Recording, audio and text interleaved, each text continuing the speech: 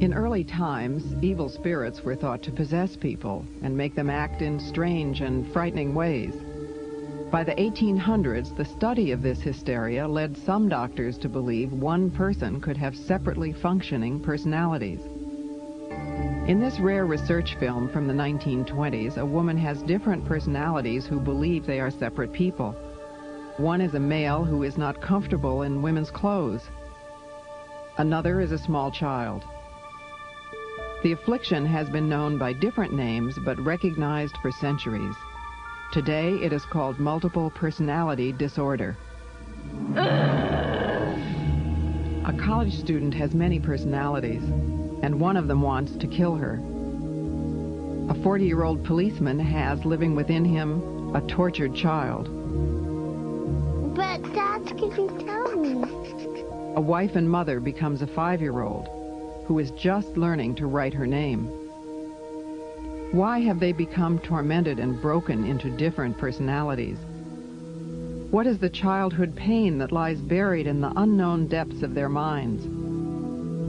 How can they search for the deadly memories that hold the secrets of their past and the promise of their healing?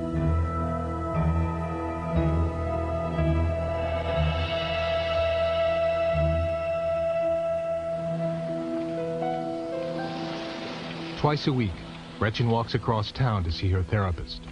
She can't afford a car because what little money she has goes for therapy. Gretchen is divorced and has 2 children who she hardly ever sees. It just hit me that I'm 34 and that I should be, with my kids, mothering my kids, and I should already have a career and I should already be somewhere doing something. For most of her adult life, Gretchen has had severe psychiatric problems. She's needed treatment for years, but doctors never agreed about why. Okay, good time to come out. I didn't know and I was waiting. No, this is a good time. This is a good time. We were talking about anger. I know I don't like... 2 years ago, Gretchen was diagnosed with multiple personality disorder. She struggles to function every day and is desperately trying to understand what is wrong. Gretchen's problems began when she was a child. I always felt different. I didn't feel like I was like everyone else or anyone else. And I thought I was crazy, and I would hear that in my head too. We are so good at hiding ourselves and appearing normal. I don't want people to think I'm crazy. I don't want to appear abnormal in any way. I want to fit in. All of these categories would be considered subordinate. Gretchen has returned to school to finish her degree. She is an honor student at a small college in upstate New York. Okay. Anything else?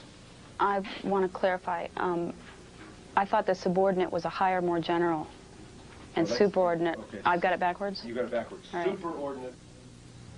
Gretchen is also studying art and has classes in painting and sculpture. It's difficult for me in school a lot. Something occurs in the class, and we're instantly overwhelmed. I need to find a safe place.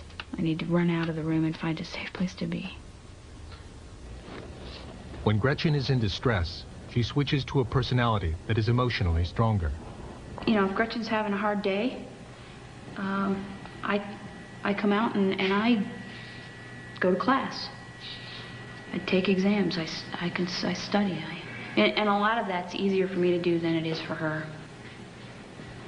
I just seem to pick up concepts faster. She gets so nervous and stuff. An aggressive personality emerges when Gretchen must be assertive and handle stressful situations. The personality, who goes by the name of myself, is often hostile and critical of Gretchen. She gets so overwhelmed that she can't think clearly. She becomes frightened. She becomes depressed and non-functional. She just doesn't function. She will just sit and do nothing.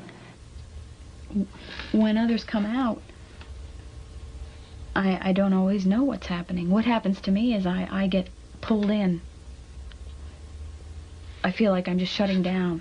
I'm very far away. I have no conscious awareness of what's going on out here. Keep very still. When Gretchen switches to another personality, she is often unconscious while the other personality is in control. Sometimes she loses hours, sometimes a whole day. Gretchen communicates with her other personalities by writing back and forth in a journal. Am I writing myself? Each personality has a different handwriting. I requested when we started this that please, when someone is out, will they please write the date, the day, and the time, and where they were, who they might have seen. If they would please give me an idea of where the body's been. Because it was hard for me not to know where this body's been, to come out and find myself in a place or realize that half a day's gone. Did we go to class? Did we meet who we were supposed to meet? Gretchen is troubled by disturbing images and having feelings of uncontrollable panic. As Gretchen studied one night in the library, someone nearby began to clean with a vacuum. The sound caused her to panic, and she started to run. We tried to help.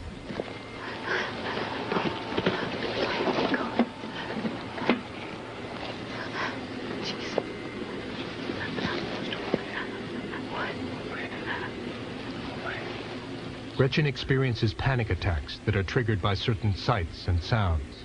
The attacks can happen any place, at any time.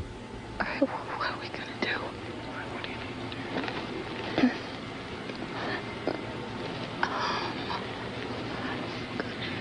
Can go somewhere safe? Go somewhere safe. Hate, hate, hate, hate, hate.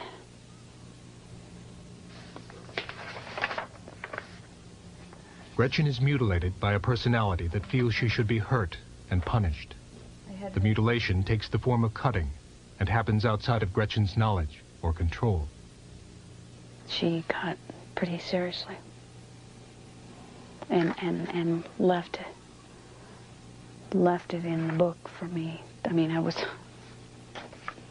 when I came out, I was a mess. I was covered, and the book was covered with the blood.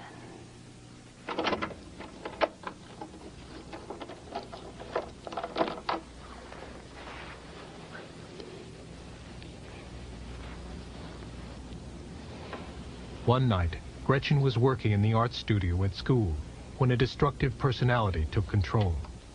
She found herself with cuts on her arm and blood on her clothes. Gretchen returned to school to see what had happened.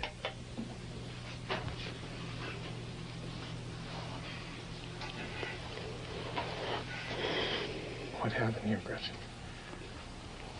Oh, we got cut. Last I remember, it was 10:30 or 11 o'clock at night. And I don't remember anymore. I didn't know that we'd been cut till the next afternoon. I need to clean this up. Okay.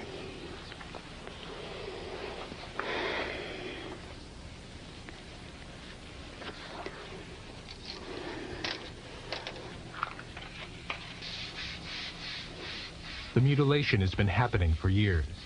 Hundreds of cuts have been inflicted on Gretchen's arm and on other parts of her body. But this cutting is more serious than most. Her life is becoming unmanageable and dangerous.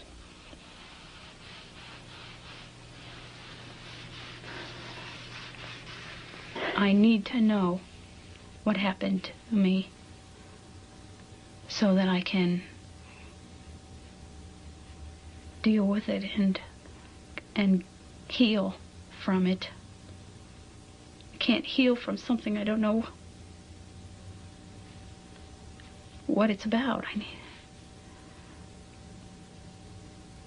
I need to understand it as best I can so that I can go on with my life. Gretchen traveled 2,000 miles to get specialized treatment at a psychiatric hospital in Texas, which has a specialty in treating multiple personality disorder. There's one thing to get a memory. Hospital therapy focuses on recovering repressed memories. Like Gretchen, everyone here is struggling to come to terms with the truth about their past. Being able to accept what you're getting, your memories, may mean that you also have to accept something about someone you don't want to. What's the most painful thing about it? Believing that that really happened To you? to this body.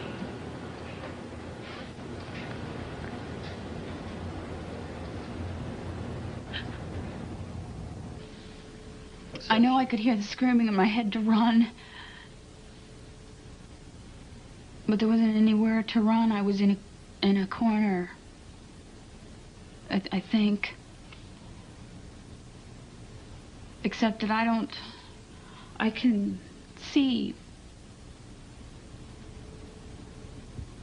my body as a child, as it was as a... Gretchen explained her increasingly vivid flashbacks to her therapist at the hospital, who was Kevin Hinckley. You've been asking for a long time. Years. You've been asking inside to get memories, to complete memories, to know what's going on in there. And now it's happening.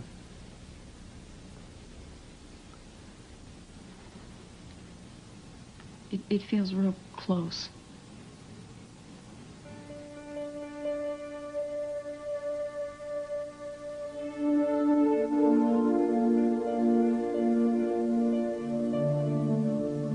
I've come to the point where I pretty much accept that something happened to me and that I was sexually abused. When I try to think that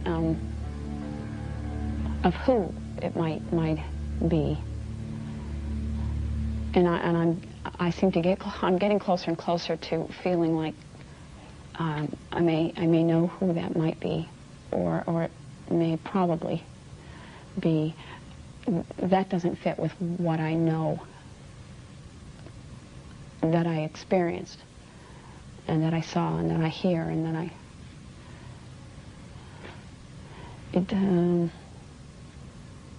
everything fits, but it doesn't fit. I had a wonderful life. I have lots of happy memories. I have lots of wonderful things in my childhood. The legs go up to a white shirt. In therapy, personalities began to emerge who had experienced abuse that Gretchen herself didn't remember. Kevin asked questions to try and piece together what had happened. Is there a beard on the chin? No. No beard? A personality who was a frightened child remembers the approach of someone who hurt her.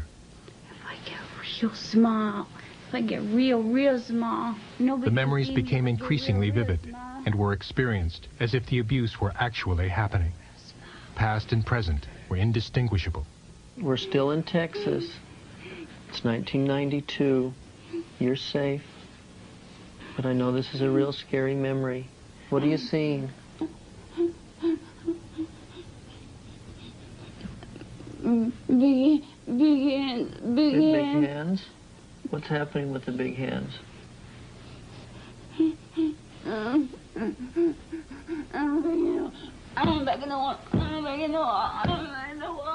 When the experience was too much to bear, the child personality tried to escape into the wall. Big hands. Uh-huh. Big hands. When alter personalities have memories and relive abuse, Gretchen herself gets closer to remembering what happened to her.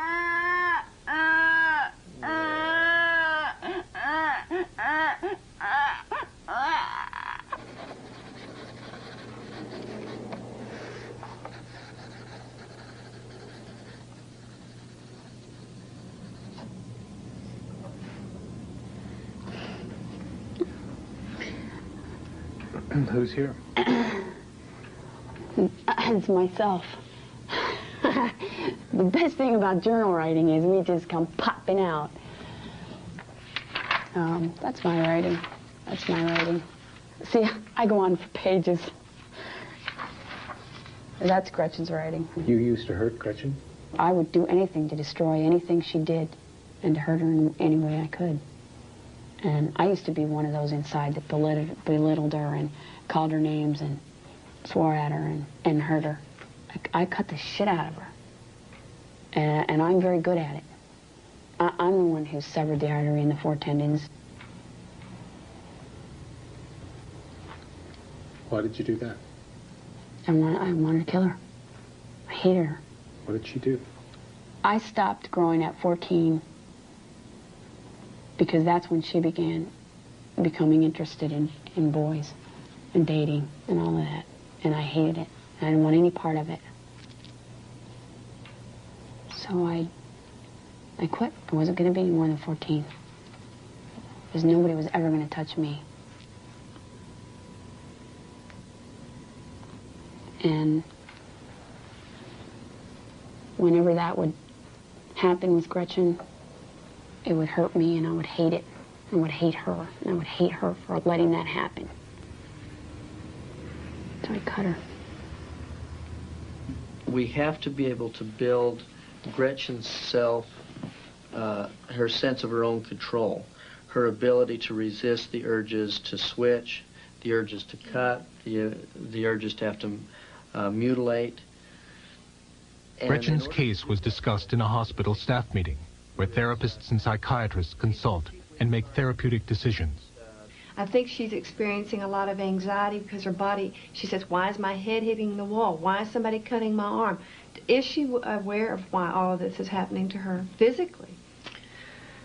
She's slowly coming to grips with that.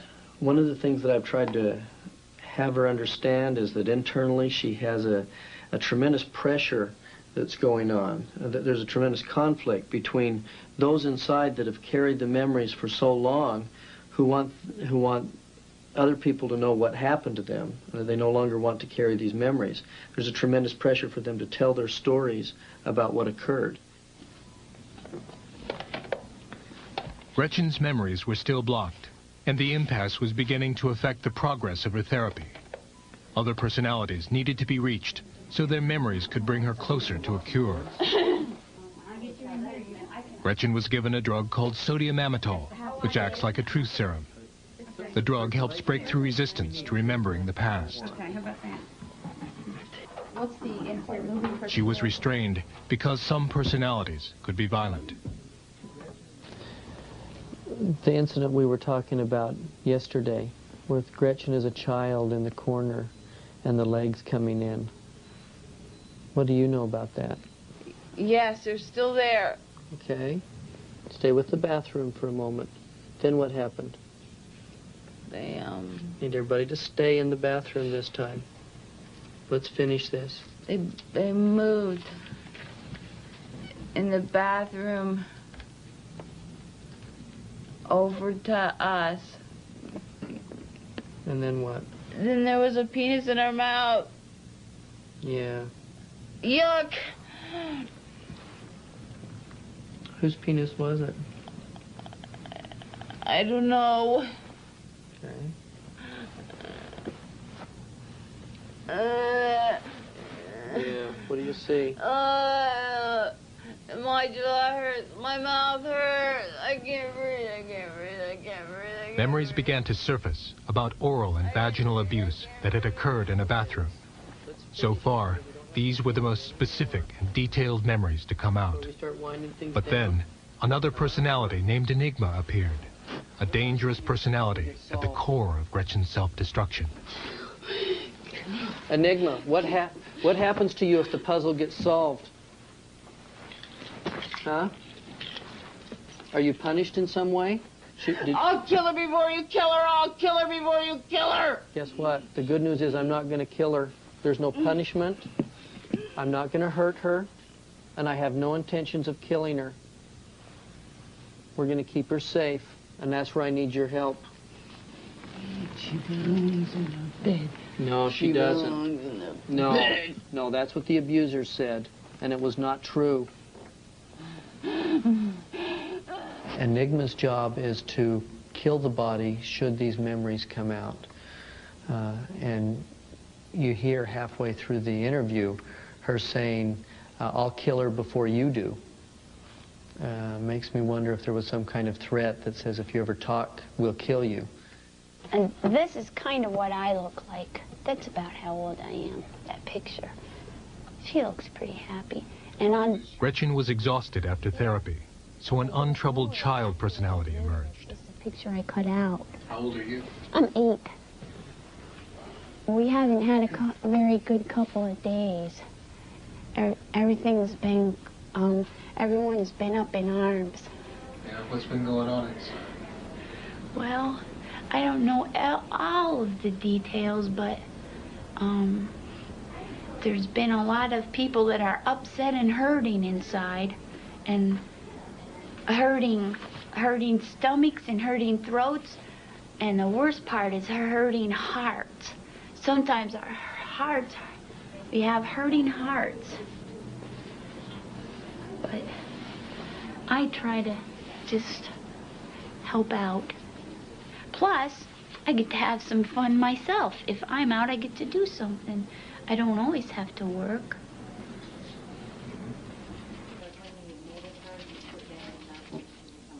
Gretchen was unaware of the memories that had been revealed in therapy. The next step was for her to learn about the abuse that had always been too painful to remember. She doesn't understand that it was small. Do you understand that? Killing. I still think enigmas. As we walk through this, What of the others? pay attention to this, but also be aware of what's going on inside you, okay? Oh, man. Don't ask too much of me, Kevin. One of the others that also hurt. One that Gretchen doesn't understand is why the body wasn't able to fight more back then. In the bathroom over to us. Kevin asked Gretchen to watch videotape of the therapy so she would know what her other personalities had remembered. The hands. But when Gretchen began to hear details of her abuse, her mind began to block the experience. This is how Gretchen protected herself when she was a child. And then what? Then there was a penis in her mouth. Yeah. Oh. Okay. Stay in the bathroom. Okay. Okay, stay connected here. What are you feeling right now? You're hurting me! I know. Get off my feet! Get off my feet! Minutes later, confronted with the abuse, the violent personality of Enigma emerged in a rage. Do not touch his face! Do not touch his face! Is that what happened during the abuse? It is, isn't it? Go ahead, kill this body, Go ahead, kill this body. We shall always remain! Enigma! We shall always be Enigma! We shall always be! You're not evil. And you're not a demon. You're not a demon. I don't know what you were taught, but it's not true. Mind Control, MK Ultra, and Project Monarch. This is from the Bryce Taylor book, Thanks for the Memories, in which she was taken as a sex slave at a very young age, against her will. She was passed out to men all over Hollywood and in the high political places. She describes what kind of slaves they produced in the Monarch program. Her book is available online as a PDF file. I'm going to read to you from a page called Ye Old False Flag because I like the setup on the page. It adapts well for video.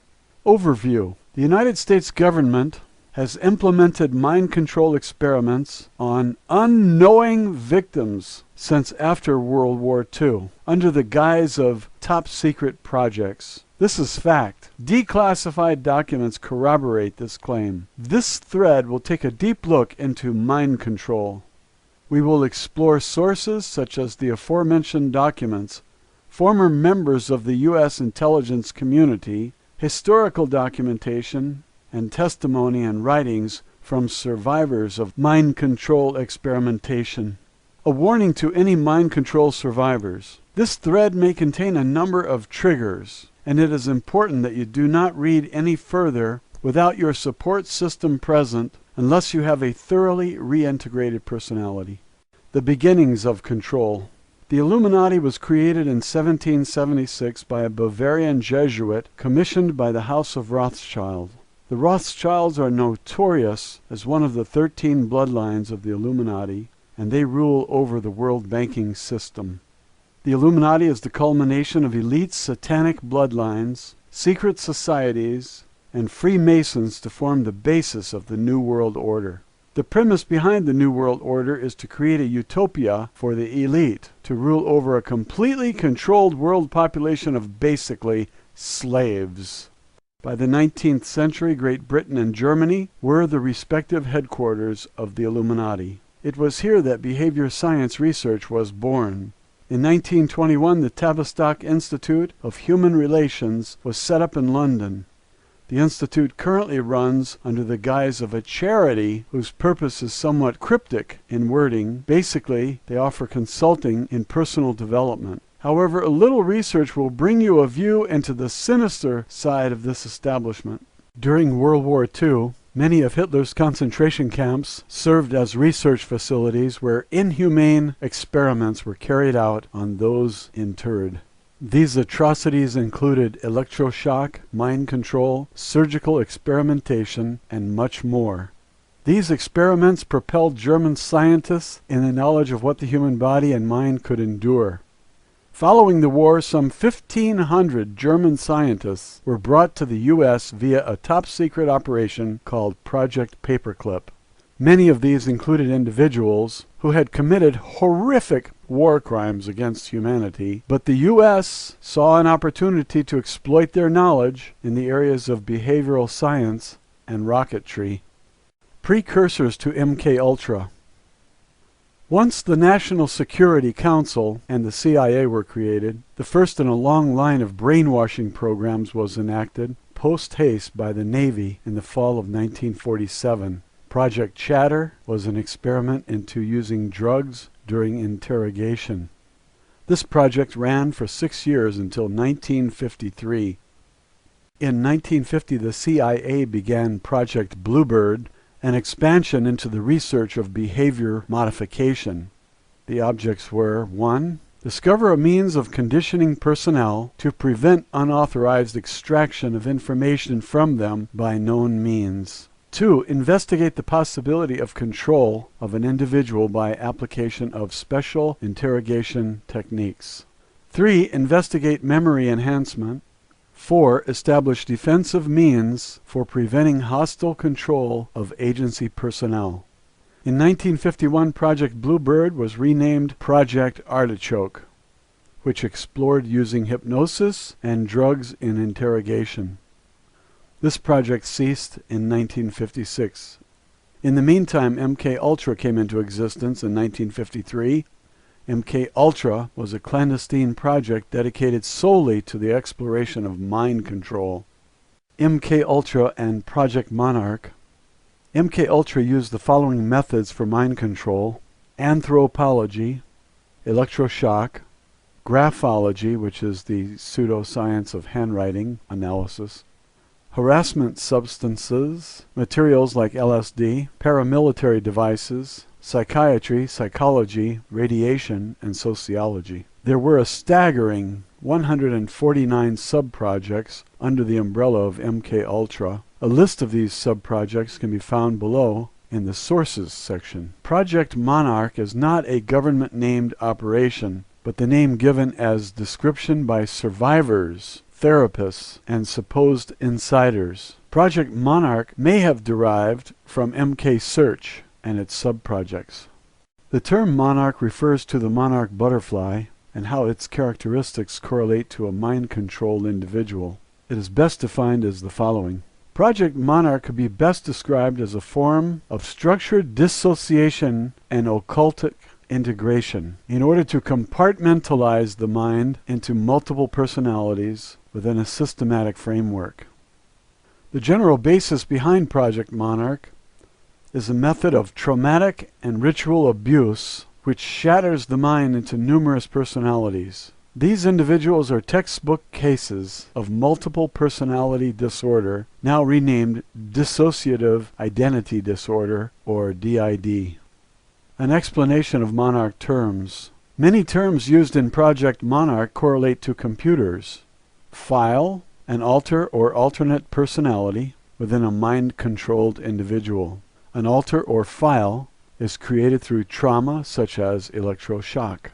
Activate or trigger is a keyword, gesture, or combination of the two used to access a specific alter. Programmer handler, the individual who traumatizes and trains the mind control victim. The victim can have multiple handlers. About 75% are female since they possess a higher tolerance for pain and tend to disassociate easier than males. Subjects are used mainly for cover operations, prostitution, and pornography. Involvement in the entertainment industry is notable. There are an inordinate amount of alters in the victim survivor, with numerous backup programs, mirrors, and shadows. A division of light side, good, and dark side, bad, alters are interwoven in the mind and rotate on an axis. One of the main internal structures, of which there are many, within the system is shaped like a double helix, consisting of 7 levels. Each system has an internal programmer, which oversees the gatekeeper, demons, who grant or deny entry into the different rooms. The process begins at birth and continues through about the age of 6, with creating a number of alters within the victim. This is achieved mainly through electroshock and sexual abuse. This causes the personality to fracture and create multiple alters. The victim is further conditioned using mind-altering techniques including but not limited to drugs, hypnotism, and basic need deprivation. Visual illusions are sometimes coupled with sonic devices to further program victims. Levels of Monarch programming. Alpha, regarded as general or regular programming with the base control personality, characterized by extremely pronounced memory retention, along with substantially increased physical strength and visual acuity. Alpha programming is accomplished through deliberately subdividing the victim's personality, which in essence causes a left brain, right brain division, allowing for a programmed union of left and right through neuron pathway stimulation. Beta, referred to as sexual programming. This programming eliminates all learned moral convictions and stimulates the primitive sexual instinct, devoid of inhibitions. Cat alters may come out at this level. Delta. This is known as killer programming, originally developed for training special agents or elite soldiers, that is Delta Force, 1st Earth Battalion, Mossad, etc., in covert operations. Optimal adrenal output and controlled aggression is evident. Subjects are devoid of fear, very systematic in carrying out their assignment. Self-destruct or suicide instructions are layered in at this level. Theta, considered to be psychic programming. Bloodliners, those coming from multi-generational satanic families, were determined to exhibit a greater propensity for having telepathic abilities than did non-bloodliners. Due to its evident limitations, however, various forms of electronic mind control systems were developed and introduced, namely biomedical human telemetry devices, brain implants, directed energy lasers using microwave and or electromagnetics. It is reported these are used in conjunction with highly advanced computers and sophisticated satellite tracking systems. Omega, a self-destruct form of programming, also known as code green. The corresponding behaviors include suicidal tendencies and or self-mutilation. This program is generally activated when the victim survivor begins therapy or interrogation and too much memory is being recovered. Gamma, another form of system protection, is through deception programming, which elicits misinformation and misdirection. This level is intertwined with demonology and tends to regenerate itself at a later time if inappropriately deactivated. Mind control maintenance and reinforcement. Programming is occasionally updated and reinforced using visual cues in film and music or in written form. Early reinforcement mediums include The Wizard of Oz and Alice in Wonderland programming. Both contain occult symbolism. Many Disney movies are used in Monarch programming and reinforcement. Disney is an interconnected family of the 13 bloodlines of the Illuminati. These movies are used to desensitize the mass using subliminal messaging and to construct triggers for Monarch children. Here's a partial list of known films and TV used for this purpose.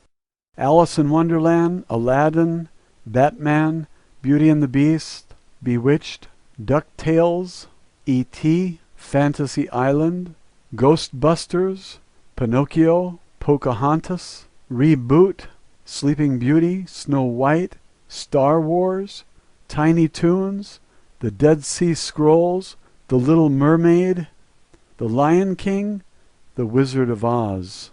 Places of interest. In order to keep MKUltra from being easily detected, the CIA segmented its sub-projects into specialized fields of research and development at universities, prisons, private laboratories, and hospitals. Major institutions involved with Monarch programming: ARCO, Bell Laboratories, Cornell University, Duke University, Georgetown University Hospital, General Electric, Maimonides Medical Center, Mankind Research Unlimited, MIT, Princeton University, Stanford Research Institute, St. Elizabeth's Hospital, UCLA, University of Rochester, Westinghouse Friendship Laboratories. Military installations involved in Monarch programming: China Lake Naval Weapons Center, Fort Campbell, Fort Detrick, Fort Hood, Fort Lewis, Grissom Air Force Base, Homestead Air Force Base, Kirkland Air Force Base, McGill Air Force Base, Maxwell Air Force Base, McClellan Air Force Base, Nellis Air Force Base, Offutt Air Force Base, Patrick Air Force Base, Redstone Arsenal, the Presidio, Tinker Air Force Base. Outspoken and known survivors: Candy Jones, whose real name is Jessica Wilcox, Kathy O'Brien, Arizona Wilder, Bryce Taylor, whose real name is Susan Ford, Paul Bonacci, Aaron McCullum. Deprogrammers and whistleblowers: Dr. Corydon Hammond, Mark Phillips, Valerie Wolf, David E. Rosenbaum, Svali.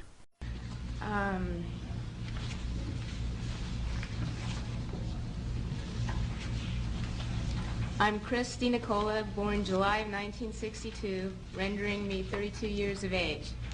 I was a subject in radiation as well as mind control and drug experiments performed by a man I knew as Dr. Green. My parents were divorced around 1966, and Donald Richard Ebner, my natural father, was involved with Dr. Green in the experiments. I was a subject from 1966 to 1976. Dr. Green performed radiation experiments on me in 1970, focusing on my neck, throat, and chest, 1972 focusing on my chest and my uterus in 1975. Each time I became dizzy, nauseous, and threw up. All these experiments were performed on me in conjunction with mind control techniques and drugs in Tucson, Arizona. Dr. Green was using me mostly as a mind control subject from 1966 to 1973. His objective was to gain control of my mind and train me to be a spy assassin. The first significant memory took place at Kansas City University in 1966. Don Ebner took me there by plane when my mom was out of town. I was in what looked like a laboratory, and there seemed to be other children. I was strapped down, naked, spread eagle, on a table, on my back. Dr. Green had electrodes on my body, including my head. He used what looked like an overhead projector and repeatedly said he was burning different images into my brain while a red light flashed aimed at my forehead. In between each sequence, he used electric shock on my body and told me to go deeper and deeper, while repeating each image would go deeper into my brain, and I would do whatever he told me to do. I felt drugged because he had given me a shot before he started the procedure. When it was over, he gave me another shot. The next thing I remember, I was with my grandparents again in Tucson, Arizona. I was 4 years old. You can see from this experiment that Dr. Green used trauma, drugs, post-hypnotic suggestion, and more trauma in an effort to gain total control of my mind. He used me in radiation experiments both for the purposes of determining the effects of radiation on various parts of my body and to terrorize me as an additional trauma in the mind control experiments. The rest of the experiments took place in Tucson, Arizona, out in the desert. I was taught how to pick locks, be secretive, use my photographic memory, and a technique to withhold information by repeating numbers to myself. Dr. Green moved on to wanting me to kill dolls that look like real children. I stabbed a doll with a spear once after being severely traumatized, but the next time I refused. He used many pain induction techniques, but as I got older, I resisted more and more.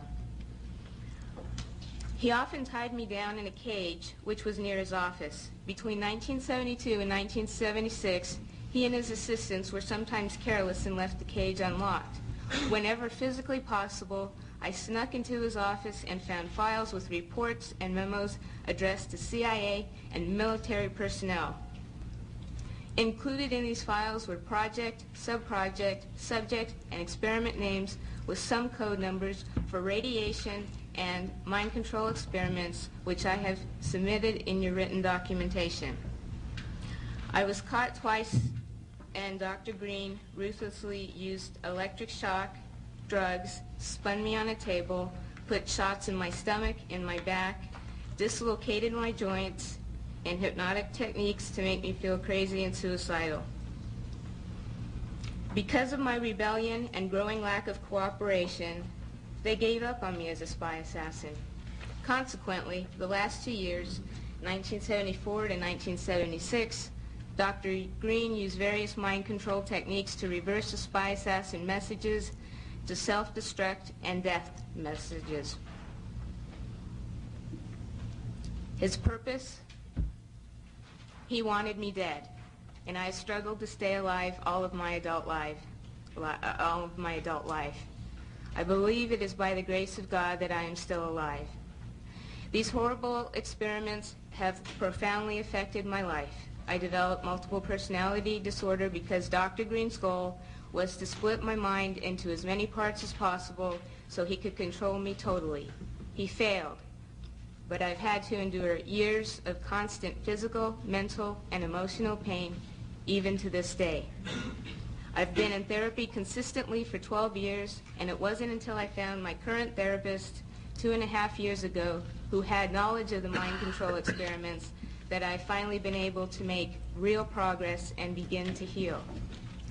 In closing, I ask that you keep in mind that the memories I've described are but a glimpse of the countless others that took place over the 10 years between 1966 and 1976.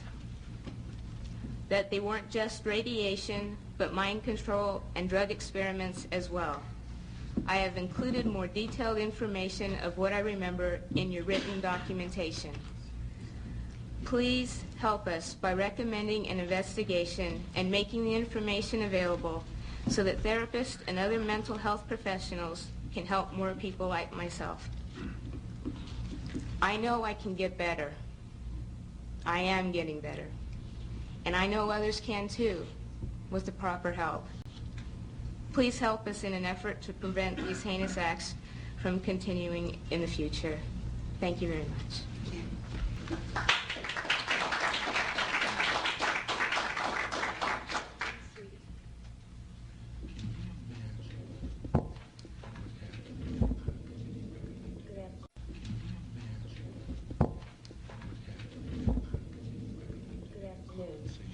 Between the years of 1957 and 1984, I became a pawn in a government scheme whose ultimate goal was mind control and to create the perfect spy, all through the use of chemicals, radiation, drugs, hypnosis, electric shock, isolation in tubs of water, sleep deprivation, brainwashing, verbal, physical, emotional, and sexual abuse.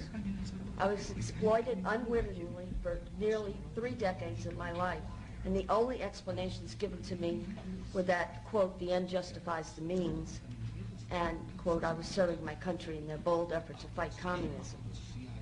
I can only summarize my circumstances by saying they took an already abused 7-year-old child and compounded my suffering beyond belief. The saddest part is, I know for a fact that I was not alone. There were countless other children in my same situation, and there was no one to help us until now. I've already submitted as much information as possible, including conversations overheard of the people, agencies responsible. I'm able to report all this to you in such detail because of my photographic memory and the arrogance of the doctors, the arrogance of the people involved. They were certain they would always control my mind. Although the process of recalling these atrocities is not an easy one, nor is it without some danger to myself and my family, I feel the risk is worth taking. Dr. L. Wilson Green, who claimed to have received $50 million from the Edgewood Chemical and Radiology Laboratory as part of the TSD, or Technical Science Division of the CIA, once described to Dr. Charles Brown that, quote, children were used as subjects because they were more fun to work with and cheaper, too. They needed lower profile subjects than soldiers or government people, so only young, willing females would do. Besides, he said, I like scaring them. They in the agency think I'm a god, creating subjects and experiments for whatever deviant purposes Sid and James can think up. Sid being Dr. Sidney Gottlieb, James, Dr. James Hamilton. In 1958, I was to be tested, they told me, by some important doctors from the society, or the Human Ecology Society, and I was instructed to cooperate. I was told not to look at anyone's faces and not try hard not to ignore any names, as this was a very secret project. But I was told to be brave, and all these things would help me forget. Naturally, as most children do, I did the opposite and remembered as much as I could. Dr. John Gittinger tested me, Dr. Cameron gave me the shocks, and Dr. Green the x-rays. Then I was told by Sid Gottlieb that, quote, I was right for the big A, or meaning artichoke. By the time I left to go home, just like every time from then on, I would remember only whatever explanations Dr. Robert G. Heath of Tulane Medical University gave me for the odd bruises, needle marks, burns on my head, fingers, and even the genital soreness. I had no reason to believe otherwise. They had already begun to control my mind. The next year, I was sent to a lodge in Maryland called Deep Creek Cabins to learn how to sexually please men. I was taught how to coerce them into talking about themselves, and it was Richard Helms, who was deputy director of the CIA, Dr. Gottlieb, Captain George White, Morris Allen, who all planned on filming as many high government agency officials and heads of academic institutions and foundations as possible, so that later when the funding for mind control and radiation started to dwindle, projects would continue. I was used to entrap many unwitting men, including themselves, all with the use of a hidden camera. I was only 9 years old when this sexual humiliation began. I overheard conversations about a part of the agency called ORD, which I found out was Office of Research and Development. It was run by Dr. Green, Dr. Stephen Aldrich, Martin Orne, and Morris Allen. Once a crude remark was made by Dr. Gottlieb about a certain possible leak over New Orleans East involving a large group of retarded children who are being given massive doses of radiation. He asked, why was Wilson so worried about a few retarded kids? After all, they would be the least likely to spill the beans. Another time, I heard Dr. Martin Orne, who was the director then of the scientific office and later the head of the Institute for Experimental Research, state that, quote, in order to keep more funding coming from different sources for radiation and mind control projects, he suggested stepping up the amounts of stressors used and also the blackmail portion of the experiments. He said it needed to be done faster than to get rid of the subjects, or they were asking for us to come back later and haunt them with our remembrances. There's much more I could tell you about government-sponsored research, including project names, sub-project numbers, people involved, facilities used, tests, and other forms of pain induction. But I think I've given more than enough information to recommend further investigation of all the mind control projects, especially as they involve so much use of the radiation. I would love nothing more than to say that I dreamed all this up and need just to forget it. But that would be a tragic mistake. It would also be a lie. All these atrocities did occur to me and to countless other children, and all under the guise of defending our country. It is because of the cumulative effects of exposure to radiation, chemicals, drugs, pain, and subsequent mental and physical distress that I've been robbed of the ability to work and even to bear any children of my own. It is blatantly obvious that none of this was needed, nor should it ever have been allowed to take place at all. And the only means we have to seek out the awful truth and bring it to light is by opening whatever files remain on all the projects and through another presidential commission on mind control. I believe that every citizen of this nation has the right to know just what is fact and what is fiction. It is our greatest protection against the possibility of this ever happening again. In conclusion, I can offer you no more than what I've given you today, the truth. And I thank you for your time. Please help us in an effort to prevent these heinous acts from continuing in the future. Please help us in an effort to prevent these heinous acts from continuing in the future. Please help us in an effort to prevent these heinous acts from continuing in the future.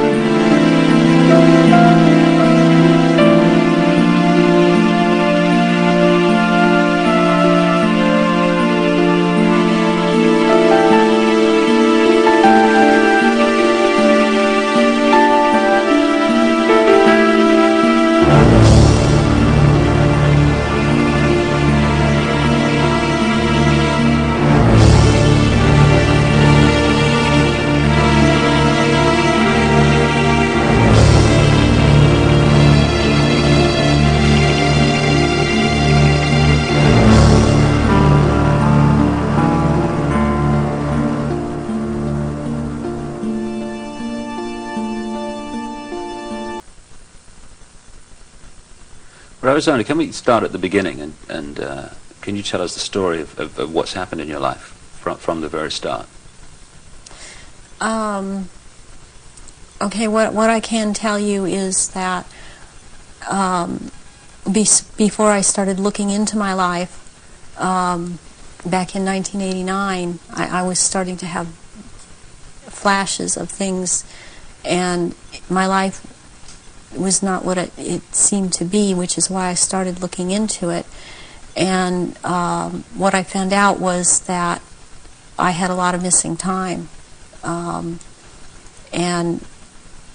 a whole lot of missing time as to what had occurred in my life. And when I started looking into what had happened in my life, it was the only way that at the time that I knew was to start going to see a therapist. Within a year, I was talking about memories of being sexually abused by my father, which was part of what was supposed to happen. And I was talking then, starting to talk about mind control issues, and I was talking about ritual abuse issues at the time, and I didn't have the whole thing put together. It's taken me years, all these years, it's taken approximately almost 10 years to put this together, what has happened to me. And in the process, I have lost everything that I ever had in my life, and anything I held dear in my life. I was bred for this role that I fulfill, and it was planned from before my birth, and it was because of my the bloodline of my mother's family, which comes down through Ireland, but before that it began in France. It was through the Marquis de Stac, which he came to Ireland and changed the name to Stack, and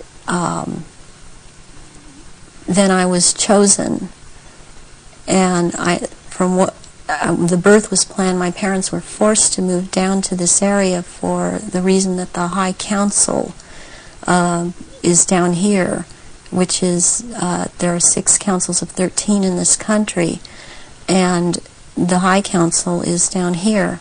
We're talking the United States? The United States, yes. And so from the time that I was a baby, I was being abused and traumatized, and on purpose, for the mind control that they need someone to go through to do whatever they say, to be as just a puppet in that they can control every move. And you don't remember, I didn't remember a lot of things, because I have, as a result of all of this mind control, split off many parts that all hold memories, hold feelings, hold programs, hold information, and I've been working very hard to pull all of that up, and it's been a long, slow process for me, because there don't seem to be a lot of people in the field that I only felt was the only way I could go was psychiatric and psychological. They don't seem to know what is really going on, and I believe that a lot of them are afraid of being sued should they suggest something, and so they cannot lead or suggest, and it's been a process of me having to trigger myself to remember, and be around people that can help me with that can't really be touched by the False Memory Syndrome Foundation. So what happened? You say you were abused as a child as part of this compartmentalizing of your mind. What went on after that, as you got older? Well, they start with wanting to make you an obedient slave at first, and so they do a lot of sensory deprivation, they do a lot of sensory overload, and they switch between the two, and they do out-and-out torture. They take a small child and they electroshock. In my case, it was electroshock to the brain, and they would take away my chance to sleep. They kept me awake for many hours at night, would not let me sleep. And I was also told things, as this was before the age of 5, I was told things such as, they would make me drink water, and they would say, if you pass urine, you're going to have to drink it. And they would make me drink it. And if you have bowel movement, you're going to have to eat the feces, which is also what happened to me. And then they would play, there was a programmer that was programming me, a very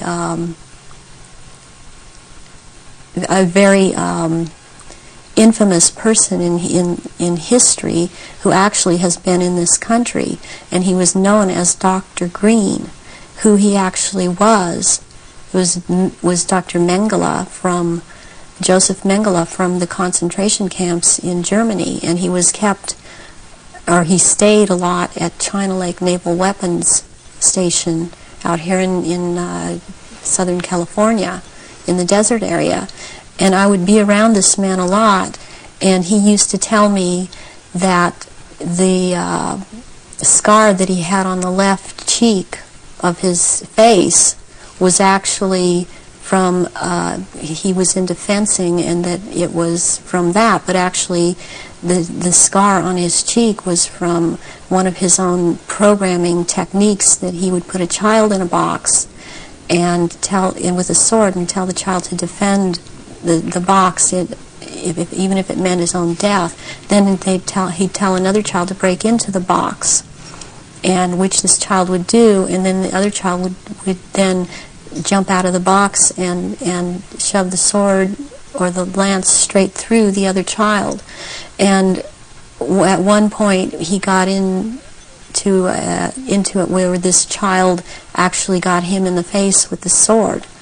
And he would wear a huge emerald ring on his left hand on this middle finger, and he would twist this emerald around and for programming, and he was into using long colored ribbons of different colors, and you had to choose a certain ribbon, or you were given a certain ribbon, and that meant that this certain thing was going to happen to you. And it was like picking sticks out, or drawing sticks out of a hand, out of someone's hand. I saw games of Russian roulette played where it was chosen beforehand that a child would die, and the child would put the gun up to his head and pull the trigger, and this child would end up dying. But it was meant to scare all of us, keep us in terror, as there were many other children that were around me that went through the same thing. I have run into people from my childhood that have known me, and I've recognized their names, and even if they change their names and change their hair color, as I have done, they have recognized me, or I have recognized them, and I know their name, they know my name. There isn't any way for this to have happened. It's just beyond coincidence.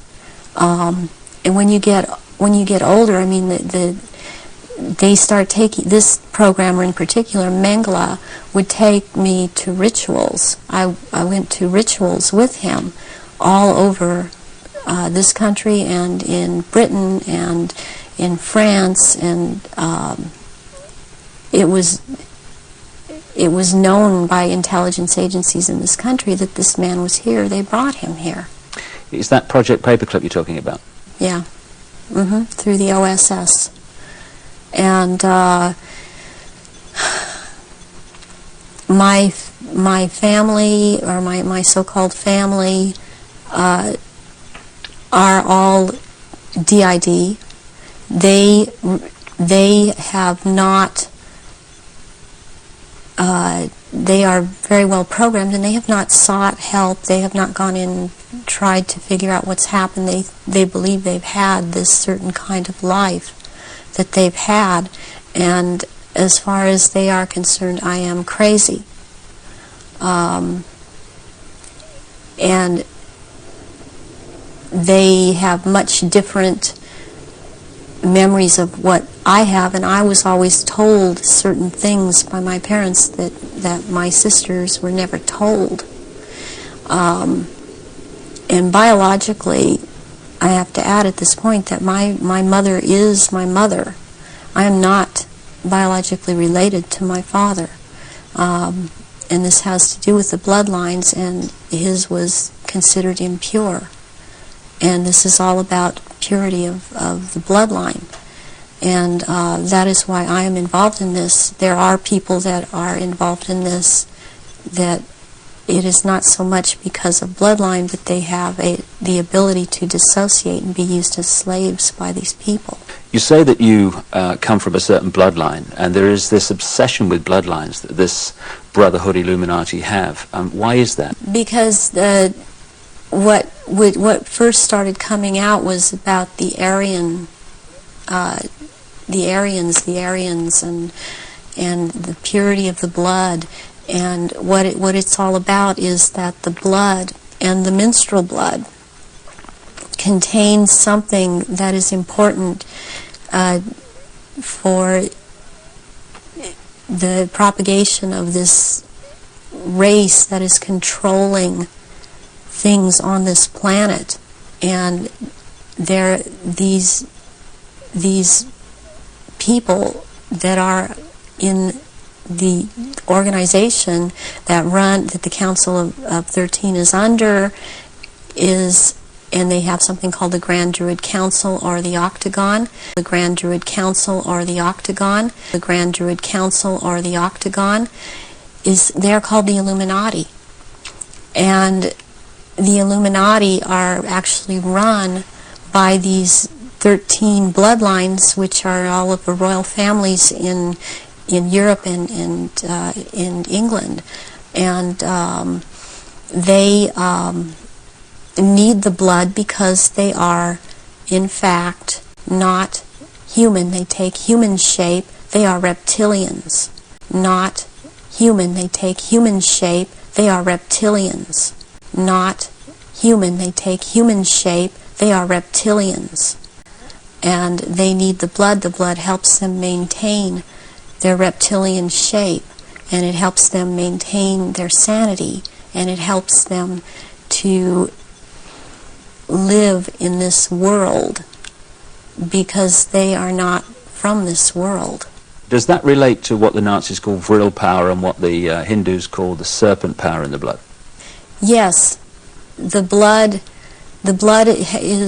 has something. It has something in it. It has secretions from the pituitary gland and from the pineal gland, and it has a very strong drug in it that they also. I mean, this is the one that keeps them from going crazy, and it's like heroin or like endorphins, and it's much stronger. But what they need is, for it to be secreted in the blood, is they need terrorization of their victims before they are killed for their blood. Or if a young woman is beginning to menstruate, they need the menstrual blood, and they have to terrorize them to get this to come out in the blood and be secreted in the blood. Is this the what other people have told me about, that at the point of great terror, like the point of sacrifice, there's an adrenaline that enters the bloodstream? Is this what they're looking for? Yes, that and this other element comes and secretes out through the blood. This all comes out through the blood at that time, and it's at that point they are actually staring into the eyes of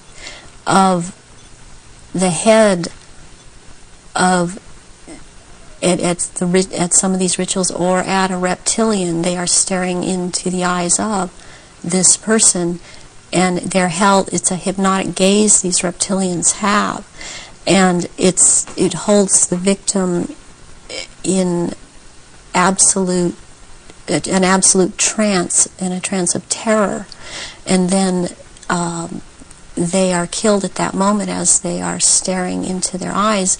And not only do they can't hold their shape when this happens. The human shape. The human shape they cannot hold. They go back into reptilian shape as this is happening, because it's like an animalistic type of excitement of the kill. And they oftentimes they will just rip into the victim and eviscerate them and start eating the flesh of this person too. And the fat from the intestinal area is highly valued, as they use it on their skin. and they will drink, and they drink the blood, and the blood is highly sought after, and it goes according also to rank within these creatures as to who gets what when. And their sacrifices have increased in the last, it started increasing in the early 80s. The amount that they were doing is increased, and they use a lot of druidic holidays to do this, but they have other days too. They've mixed all of these satanic and what are called satanic holidays and druidic holidays, and in order to have these rituals, which ritual seems to be important to them, but they also use it in order to drink this blood. They seem to need more. Have you any idea why it's increased since the 80s?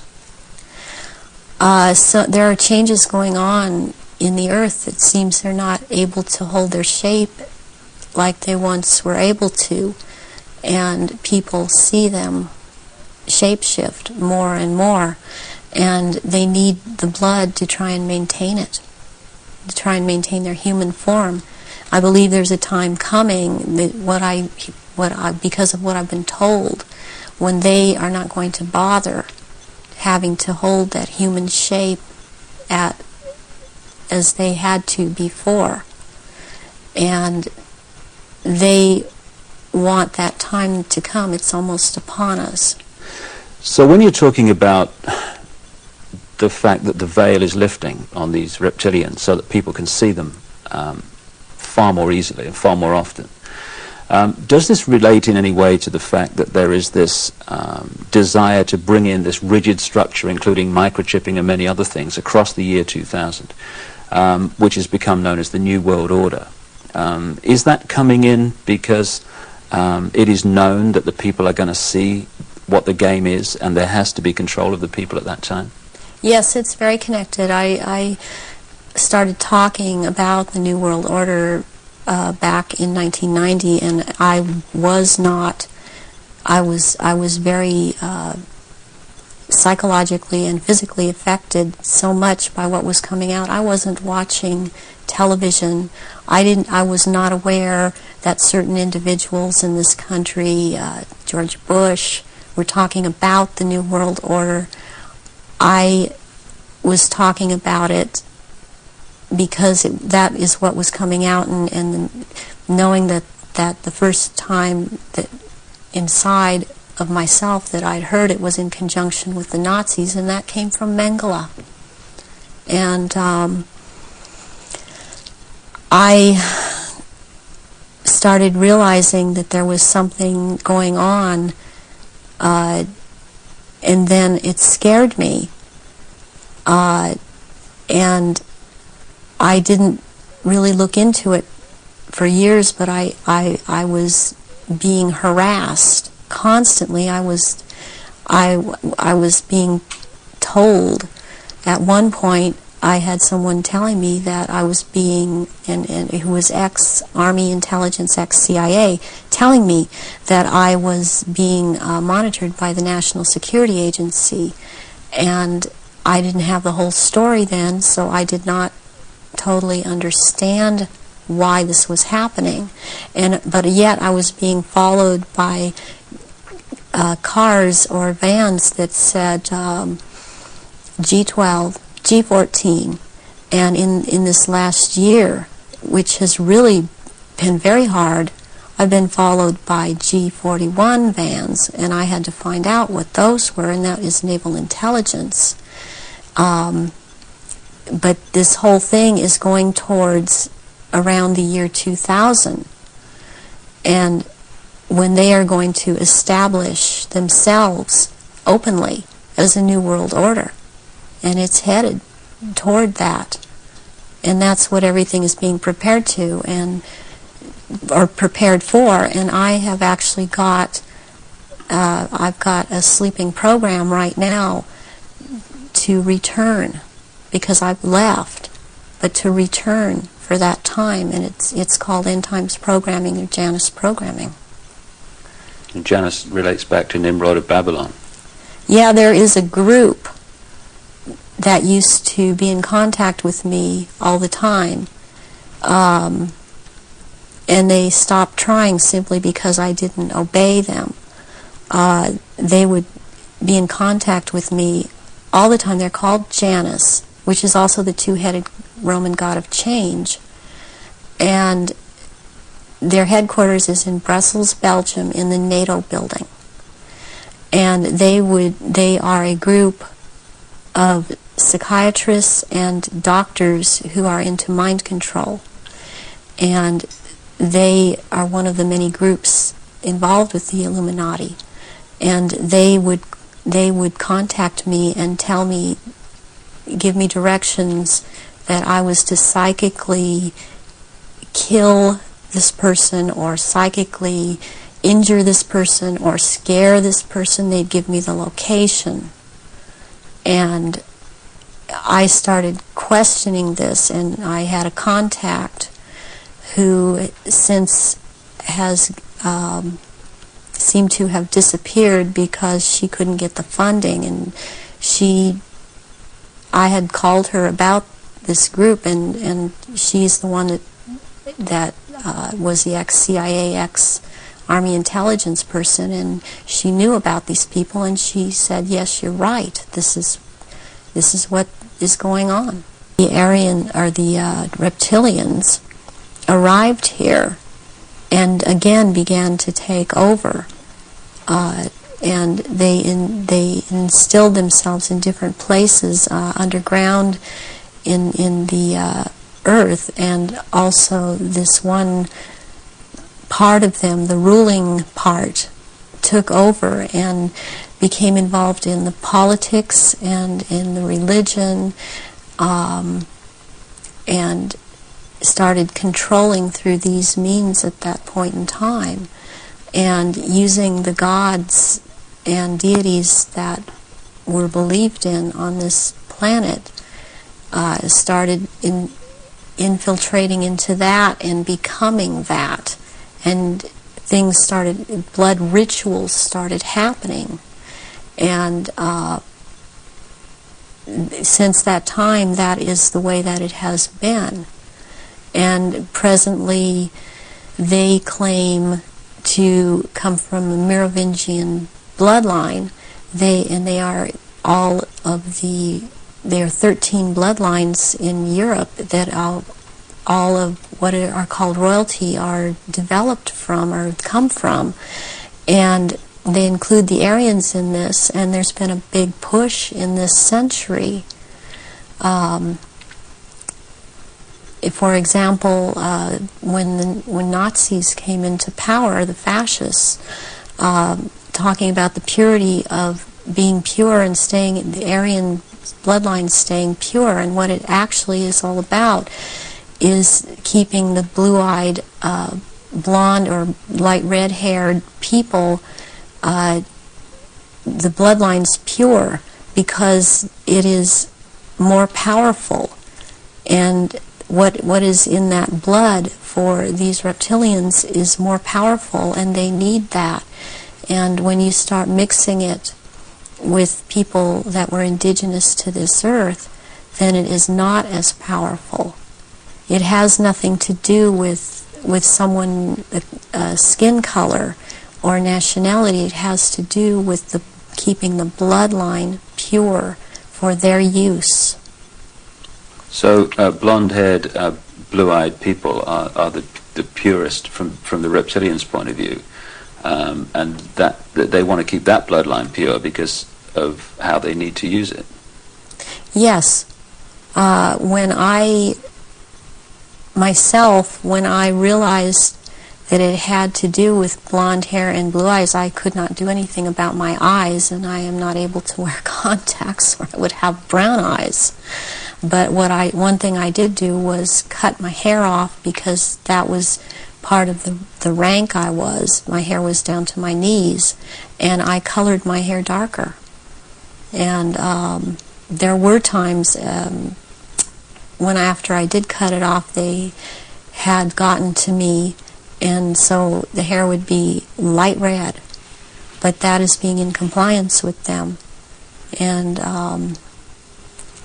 I did not want to be in compliance to them. I want to expose them, and this is part of it. And I won't be what they want me to be. When you look at some of the ancient accounts, like the Sumerian texts and many other accounts, they talk about the gods interbreeding with humanity. Is this relevant to the reptilian way of infiltrating the human race? Yes, it is, because human beings all through the ages have accepted God's interbreeding or being accepted as humans, and that shows in Christianity, it shows in Judaism. It also, they have used Egyptology or the Egyptian religions a lot, and the present head of the Illuminati compares himself a lot with the Egyptian god Osiris and Horus, which is Osiris reborn, and also with the Arthurian legends of the Round Table, and he has a name. The name that he carries from that is Pindar, which actually means phallus of the dragon. And the other name, Osiris, he has carried because he takes the name at this time, the Marquis de Libero, which means the liberator of or from the waters. And the story of Osiris is that he was cut into 14 pieces and thrown into the River Nile, and the one piece, Isis found the pieces and put them back together again, and she could not find the 15th piece, which happened to be the phallus, so a gold phallus was made. And this is very important in this group in the Illuminati. This is important, and it's important to think that about the head of the Illuminati, because what comes from a golden phallus would be a superior seed for a race, and this is how this is what they are doing with all of these bloodlines to keep the bloodlines going, are impregnating Aryan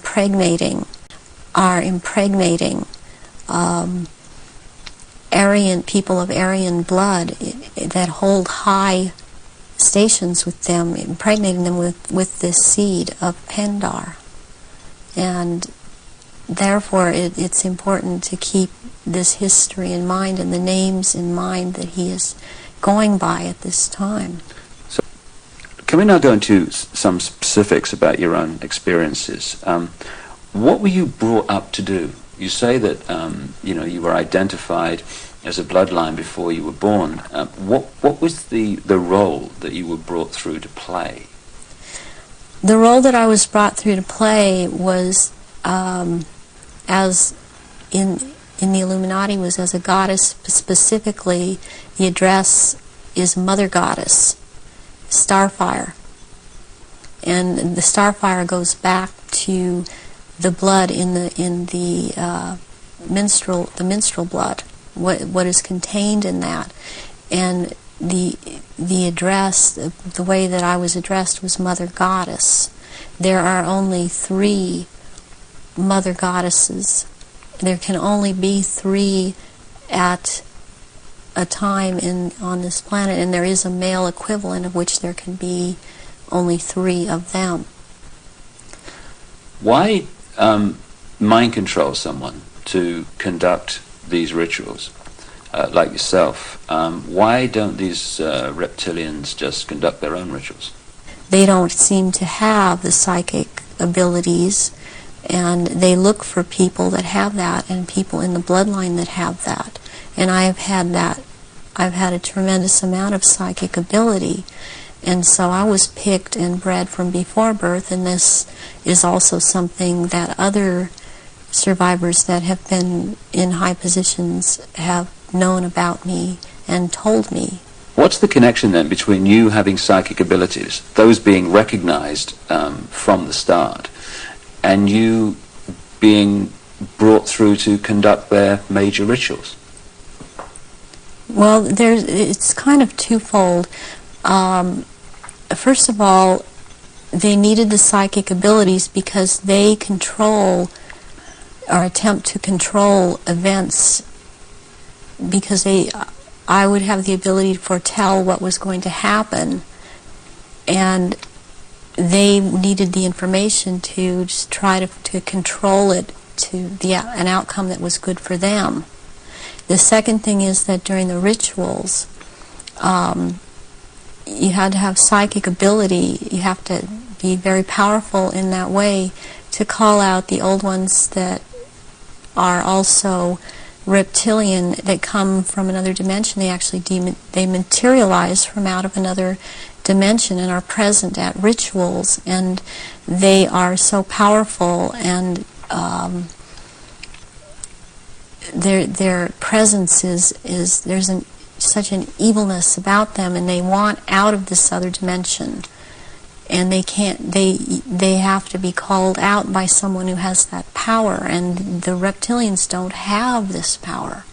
That's very important, that they don't have this power to call out these old ones that have to do with them. And these, during a ritual, these old ones are called out, and they are what Christianity would have called the demons. They are called out, and there is a circle that is, it has a hexagon in there, which is a powerful occultic symbol, and then there is a pentagram, and then there, in the middle of that, there is a triangle, and if you're the one calling them out, then you stand in the triangle so that you're not devoured or taken by these creatures that come out. That creates an energy field around you which they can't penetrate. They can't penetrate it, and they cannot get outside the pentagram. And they want out. They're always demanding to be let out. And so you have to be very powerful to keep them in line and to make them go back when it is time for them to go back. Why do the reptilians want to manifest these quote demons at the rituals? It brings power to the rituals. It brings power to them. They are told things by these entities, and they are encouraged to go on with what they're doing, and knowledge is imparted to them through these entities. But it takes a person with the ability to bring them out and make them answer, because they don't want to cooperate. They have to cooperate when the right person has control over them. Yes, they want out of that dimension. They have been thrown into that dimension, and they can't leave that dimension. And that's actually what the abyss is about, is being in a different dimension. It's like something to do with the fourth dimension. And before I even knew, for example, what I was saying, or I realized what I was saying, I would be saying things to my therapist and other survivors that the fourth dimension was a dimension to stay away from. Not at that time understanding the whole thing. Why do these rituals take place at certain key times of the year, and so often are related to the phases of the moon? Because the moon has an influence on this planet. And also the sun. These also take place during different things that go on with the sun. But the moon it's kind of a really very cyclical thing with the moon. And it takes place on full moons, new moons. It has to do with the current religion, or what they're using, the Druid religion that they've taken and used. They still hold on to the Egyptology type of religion. They hold on to the Druidism, though, and they're currently calling themselves Druidic or Druid. And Druidism is tied in with the cycles of the moon, on which it has to do with planting, sowing, and harvesting. And there are so many days that they can use from this to their own purpose and their own end, that they bring it about. There's a lot of ritualization with Druidism, and they love ritualization. So take us through one of these rituals that you conducted at the highest level of this global brotherhood. What would happen? There were people that were bred from birth. They were bred to be ritual sacrifices. I have a problem with what they is said a lot today, especially by the False Memory Syndrome Foundation, that how could all of these people disappear, or how could all these babies be born? I worked with a nurse midwife. We did home births, and it's very easy not to register a child when it's born. And then they have these children that they're kidnapping and bringing in from other countries, and no one misses them because these are third world countries. And children they have the most energy, the purest energy, they're the highest form of sacrifice. And they will terrorize these children and mind control these children. And in rituals, by the time they're brought into rituals, they may be drugged, or they may not be drugged, or they may be in an altered state because of the mind control. And they are used as actual blood sacrifices during these rituals, because of, again, reptilians needing their blood. And they will take various organs from the sacrifices, depending on what date the ritual may, what the ritual may be associated with on that date. But they will also slit the throat from the left ear to the right ear, and the blood will be gathered in a goblet, and it will be dispersed among the reptilians, and dispersed among, also after that, among people that have been participating in these rituals and seem to have it, even though they seem to be dissociated. Mostly these people seem to be cognizant of what they are doing. Are these rituals rare? I mean, how many are there that, say, go on a year? I mean, we talking hundreds or thousands? There are things happening every month of the year. There is not a month in this 12-month system that something is not happening. And it's more than one. I mean, it's every full moon.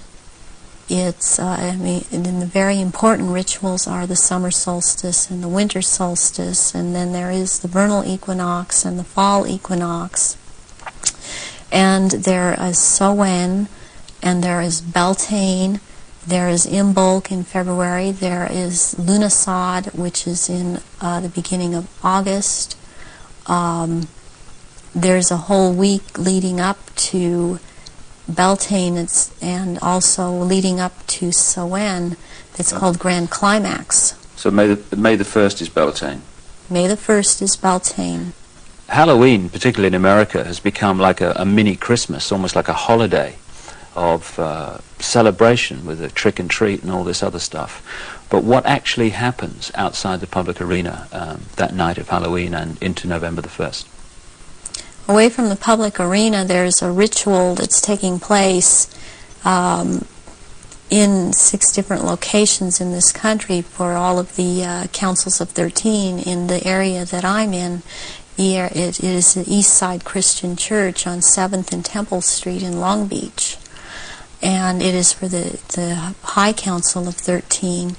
And in this country on that night, it is a satanic ritual. It's actually, there are 3 nights in a row at that church. The first night is Halloween. What happens on the night of Halloween? That night is about the worship and homage to Satan. And that is what a lot of people in this country know the devil to be. This is about the devil, Satan. And Christianity talks constantly. I mean, I believe they created Christianity to be what it is. And so they also have created this Satan. And so they control in that way.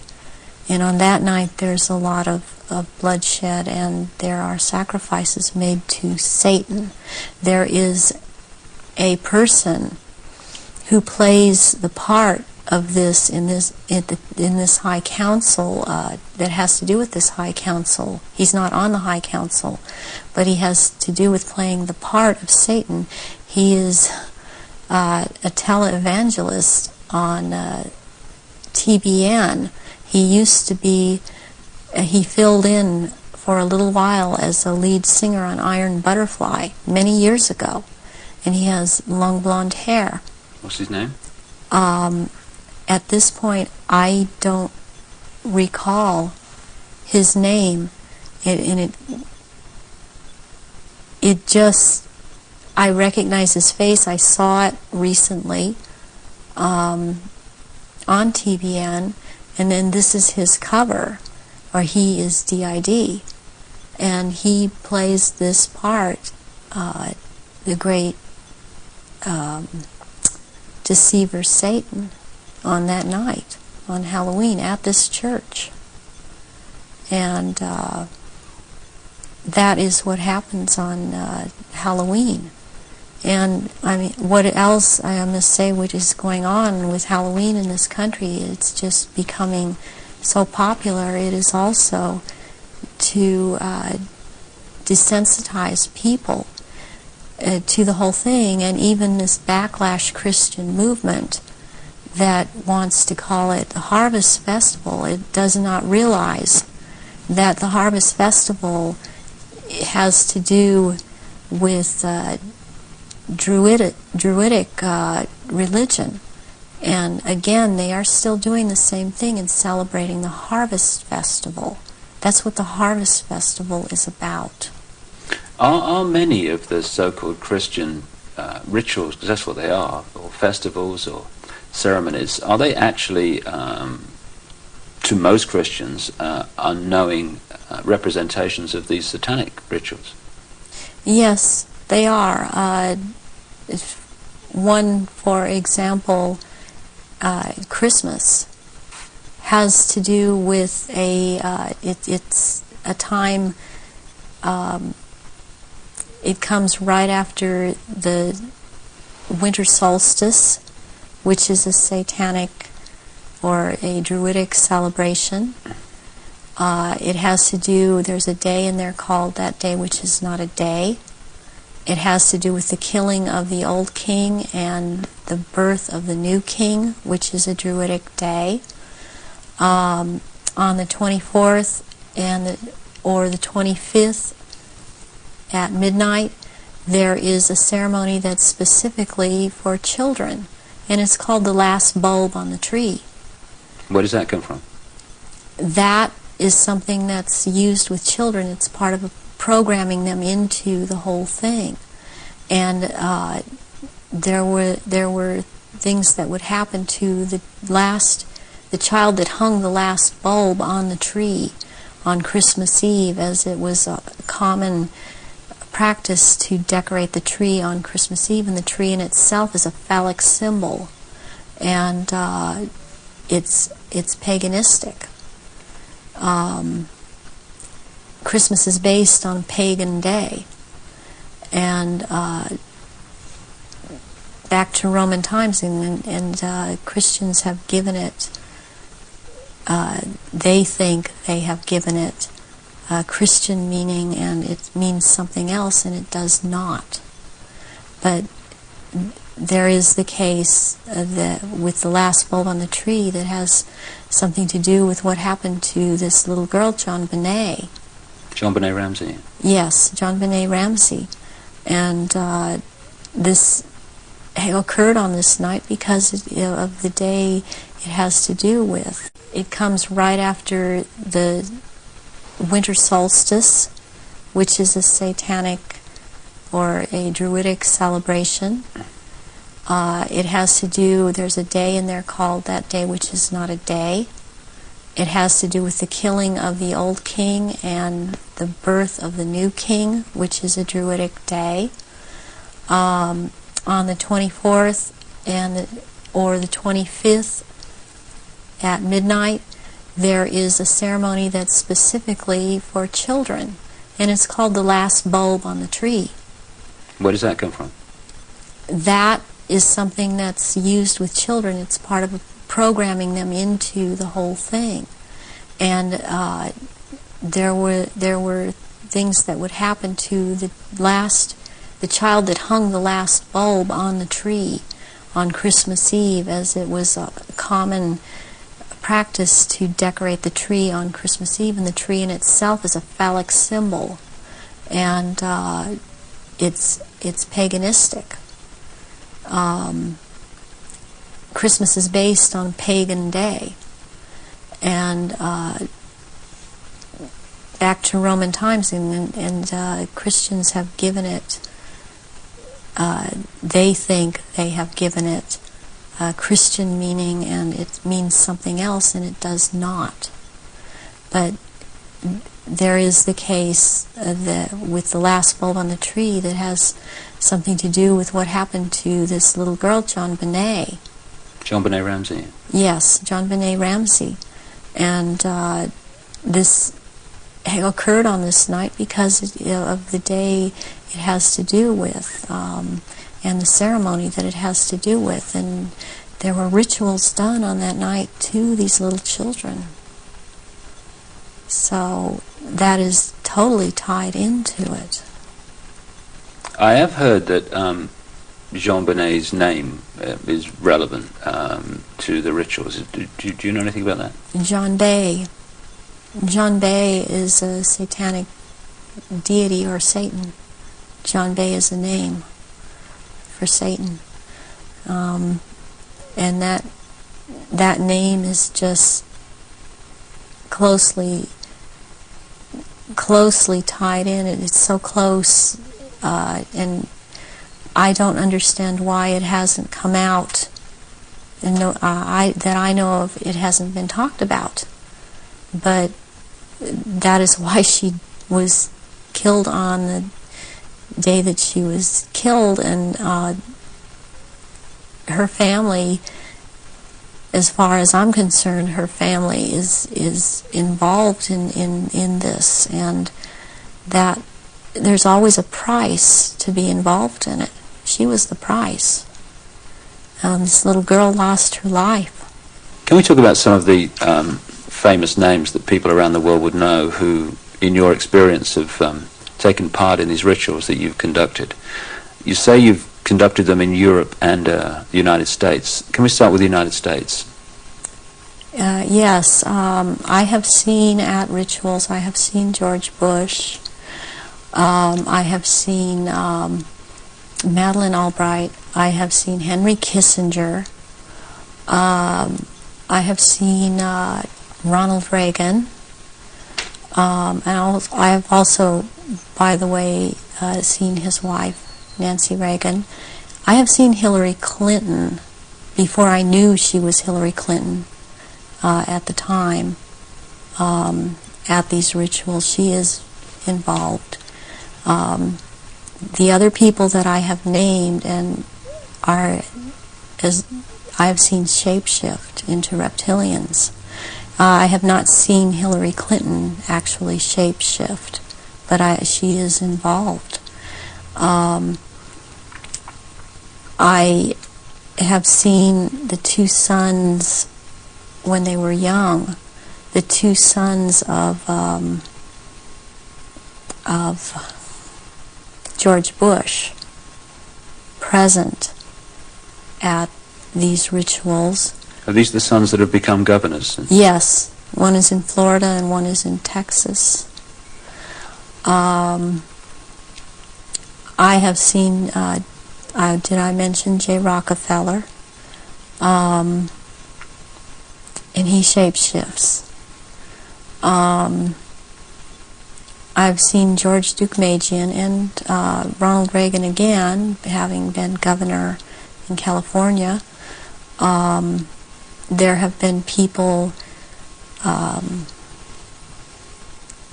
such as Newt Gingrich. I saw, and I didn't know at the time that he was Newt Gingrich. I recognized that he was Newt Gingrich when Clinton came into power, and after he was, Newt Gingrich was then elected Speaker of the House. And I was horrified to realize that this man was also there. All of this has affected me to the point I don't vote. All of these people seem to all be connected to the Illuminati, and I don't feel like being part of having anything to do with them.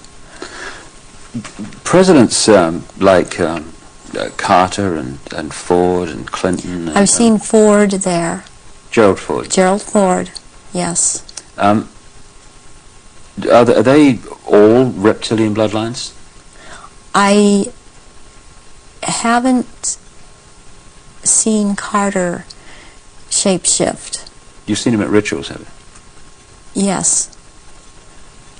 Gerald Ford, I have seen shapeshift. And Johnson, also. Lyndon Johnson. Lyndon Johnson. Also, Dr. Joseph Mengele, who took me around to these rituals a lot of the time, was also a shapeshifter. And there were also people that there are people in the European countries that I've seen shapeshift and be involved. And this it doesn't surprise me any more than it does the people in this country doing it. Is just for some reason more shocking, and it cuts even deeper, because I've seen the Queen Mother there, and I have seen the Queen there. I've seen Princess Margaret there. I've seen Charles there, and they shapeshift. And I have seen this. I'm not coming up with his name right now, but he was president in France after de Gaulle. He was there. I've seen him there. I've seen the Rothschilds there. I used to see the Rothschild that lived in England there, but the one that still goes there and is a shapeshifter, Guy de Rothschild, Baron Guy de Rothschild, has been to all of these rituals and has been over in this country under the name of Dr. Barrington and tried to program me and has impregnated me several times with eggs that were taken from me years ago and were impregnated with semen from Pindar and then placed back into my uterus. This has happened to me twice, once at age 39 and this year right before I turned 43. And I had told my therapist ahead of time before I ever could have known that this had been done to me. And it's happened at a certain place in where I have been living in the San Fernando Valley. It's happened at a house on Tyrone Street in Sherman Oaks. And my understanding is that there have been other survivors that have talked about this location as having been involved with programming and so on. And he has, the Baron Guy de Rothschild has tried to program me. All these years he has been trying to control me, get me back under control. And the Marquis de Libero is someone else that attends all of these functions and is, since he is the one in power, he attends all these functions. I have seen Tony Blair there, and he shapeshifts. I have seen Prince Philip there. They all have their quirks as to how they act, even in their reptilian form. And they all, I mean, they act. They don't act all like robots, but they have their quirks. They have their so-called personalities, but they are all cold-blooded. They would kill at the drop of a hat. I have even, since I've seen a picture of some people that are talking about this subject, I've seen them, when I've seen their pictures, I've recognized them. I did a double take a few weeks ago when I saw again someone who's been talking about around this subject, and it seems to be popular right now. Who's that? This man by the last name of Sitchin. I've seen at rituals, and he is a shapeshifter. And I did a double take when I saw the picture of him, because I recognize him. And there's another person that I've seen, this Gardner, Sir Gardner. That Lawrence Gardner? Sir Lawrence Gardner. And he had recently written an article that was out in Nexus magazine. Part of it was about the menstrual blood, and what really triggered me was when he called it Starfire, because that is the name of one of the aspects of the three women who are the dressed mother goddess. That is my name in all of this. So this man I have seen, he has lots of power within this sect of reptilians, and he's someone that you would want to watch out for, outside of this too, as is this Sitchin person. What do you remember about Zachariah Sitchin? Zachariah Sitchin was someone in the rituals in attending the rituals who was not a major player in as far as the rituals went, but was someone that others present did not make remarks at, or were very careful as to what they said around him. And he was talking about, he would be talking about doing away with people, persons that were in his way, or were putting out information that he didn't feel that he wanted put out. He is very much a disinformer, and that is his job, to disinform about what is going on with the Illuminati and with the reptilians. He actually warned me off from investigating the reptilians, interestingly. Where do the rituals take place that you've been involved in, involving the British royal family? Glamis Castle, Stonehenge, Balmoral Castle. I have reason to believe there's a church, and I think it may be Westminster Abbey, and there is a Mothers of Darkness castle or chateau in Brussels, Belgium. They've been there too.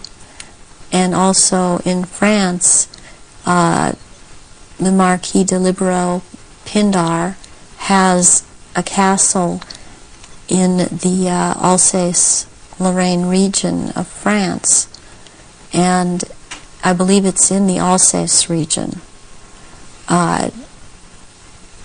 that he uses, and there are certain rituals done at that castle down in the dungeon part of that castle, and there's an entrance down there to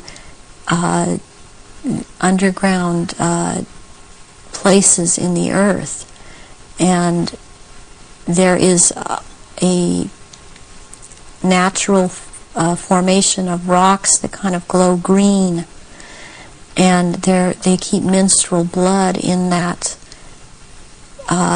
formation, and this green glowing from these rocks actually turns the blood a darker color, and it's called black blood, and it's used in certain rituals. But there are also, they keep there are smaller, less developed little reptilians that are kept down there. They're kind of pets. But one other thing that's also down there, there are eggs. It's like a nest of eggs kept down in that part where it's warm. It's very warm down there into this entrance, and these eggs are kept down there incubating, and they are the reptiles' eggs, and that's where they keep them. What are your memories of conducting the rituals for the royal family? What happened? What were they doing? One thing that sticks out in my mind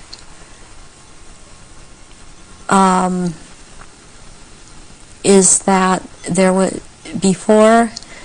This was back in the late 70s. This was before Charles was married to Diana. He was involved with Kamala Parker Bowles, and does not shapeshift, but she became pregnant by Charles, and she produced a baby, and this baby was presented at the ritual and killed. And that is the price, the firstborn between these two, and eventually these two will marry. And that is the price that is to be paid, the sacrifice of the firstborn between a union of these two people. And I've seen that there. Something else that sticks out in my mind is that it was around the late 80s that I saw a very kind of dark man he was Arabic. It seemed to be Arabic or Egyptian, and I heard the name Fayed being mentioned, and the Queen Mother was there, and I called her the Black Queen. And she and he were talking very seriously and at some length about a subject. They were mentioning Diana, and they were mentioning his son, Dodi. And at the time, I didn't know who Dodi was. I knew who Diana was. I never saw her at any rituals. Where did this conversation take place? This took place at Balmoral Castle. And I heard them talking about a marriage between these two, and I thought at the time, well, she's married to Charles. How can there be a marriage? She's married to Charles. I didn't understand why the Queen Mother and this person that I now know to be Dodi Fayed's, because I heard Fayed, Muhammad al-Fayed, talking, and I'd seen them together at, I saw them at Balmoral Castle. I overheard the conversation at Balmoral, but I'd seen them also at Mothers of Darkness Chateau in Brussels, and they were talking about a union between Diana and his son Dodi back in the late 80s, and I did not understand at that time, because I understood Diana to be married to Charles. I knew that she was married to Charles, and they had 2 children, and they were about to have another. And the Queen Mother, all I could pick up was that for some reason that there was a malevolence towards Diana. And Diana I had never seen at a ritual. I wondered what she knew about all of this. What have you seen the royal family do, the Queen Mother, and the other people you've seen in the rituals? What have you seen them do? I've seen all of them drink human blood and consume human flesh, and they have their own goblets in which they have blood, and these goblets are encrusted with jewels, and they also have their own daggers, and that the dagger goes into the goblet, and they stir the blood around with it, and it's also what it is, it's a symbol of the phallus going into the vagina. And when they're doing this, And I've seen them do this, and some of them have even, like the Queen Mother I saw with, she had her own little, like almost, it's between a very elaborate ornate chair or a throne kind of thing brought in for her to sit. And because before these rituals actually start, there is a kind of people move around the room and talk, or recognize one another. It's a formal kind of a ritualistic setup, the way they talk and the way they introduce each other. It's like a court. What are they wearing? They're wearing robes. They're not wearing anything underneath the robes, and the robes are very ornate. They all have, the one thing in common they have is they have a red color like blood, and some of them have purple, and they have gold kinds of lines running through them. They have the Merovingian symbol of France, the fleur-de-lis, and there are jewels that are sewn in at certain points on these robes, and they wear these robes, but they don't wear anything underneath the robes, because what is going to happen, what the rituals are all about, they're going to shape-shift, and they can't have anything on under the robes. And there are orgy kind of things that go on at the rituals also. And involving the royal family of Britain? Yes, involving the royal family of Britain, and the sacrifice and the eating of, consuming the sacrifice, and they are involved in that. You've seen them do that? Yes, I have seen them do that.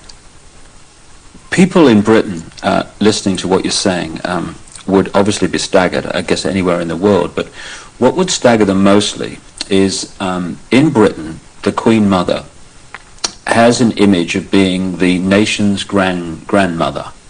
The nice old lady, and good old Queen Mum, what a lovely lady. What's your experience of the Queen Mother? She is very cold in reality, and she is very cruel, and she is very different than she comes across to the public. She's cold-blooded.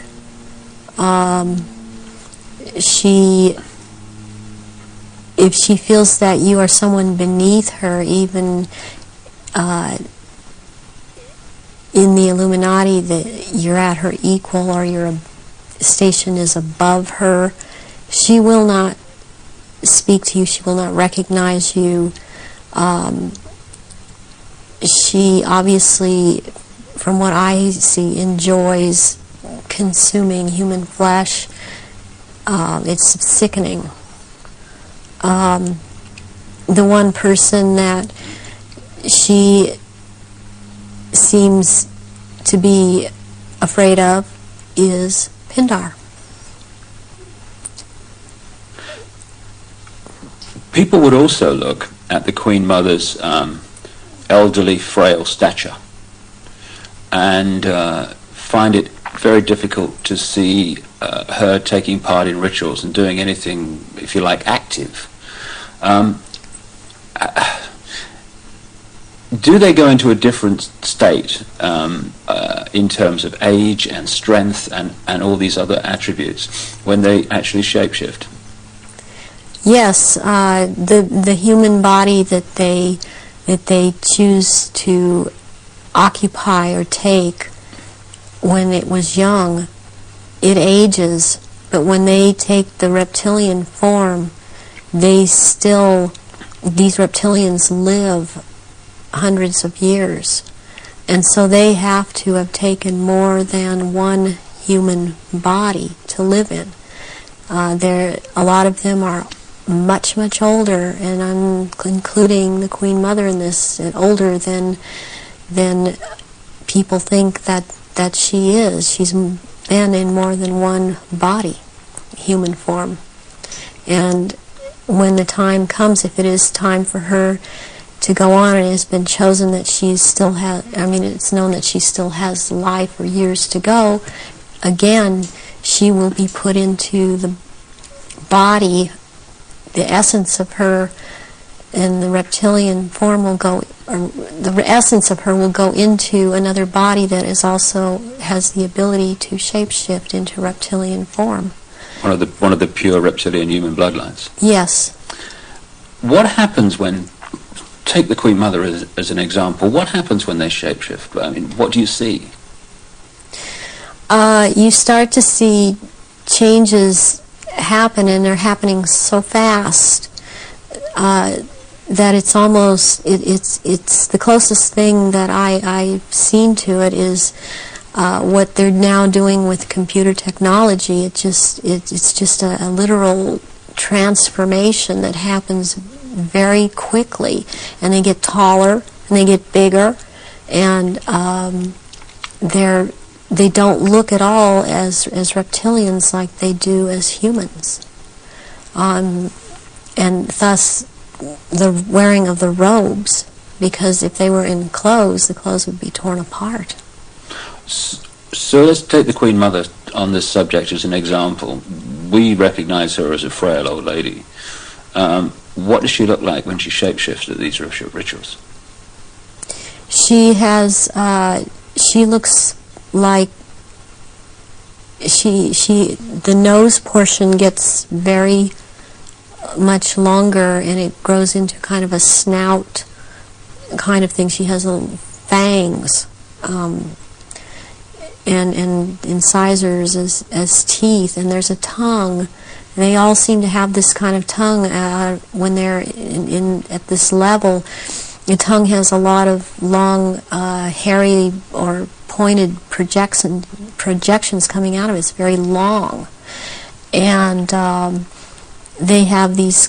They don't have hands or feet. They have these claws, and they have scales, and also scales that seem to kind of disappear into one another. But it's more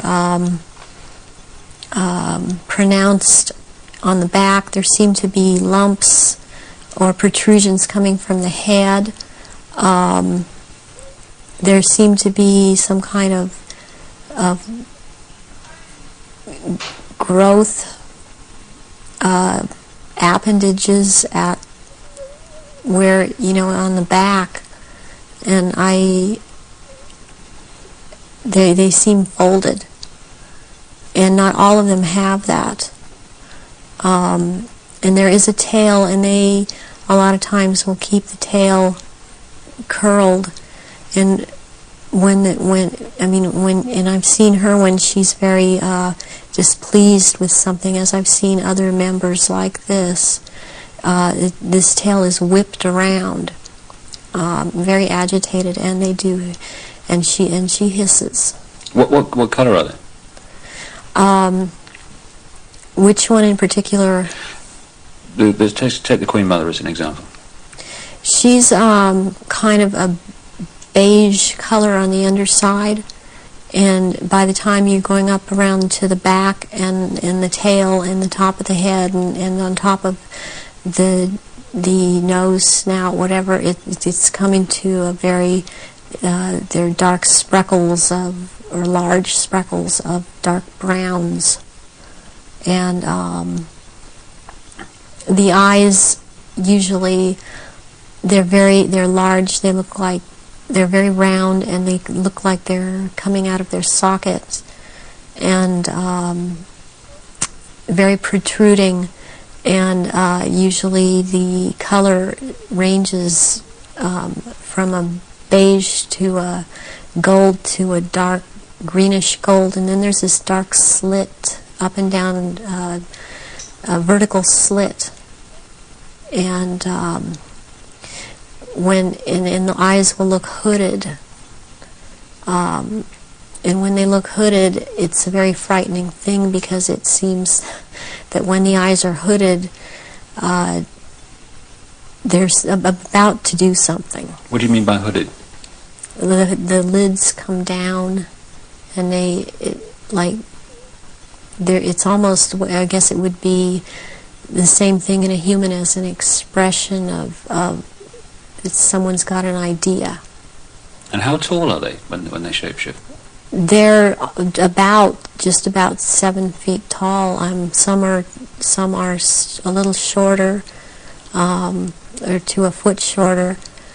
Some are a little bit taller than 7 feet. So what would the Queen and Prince Charles look like in their reptilian form? As to height? As to general appearance?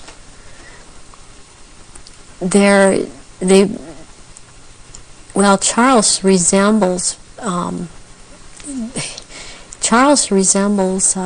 in both ways, in human form and in reptilian. He resembles Pindar. He's shorter, though, in reptilian form than Pindar, but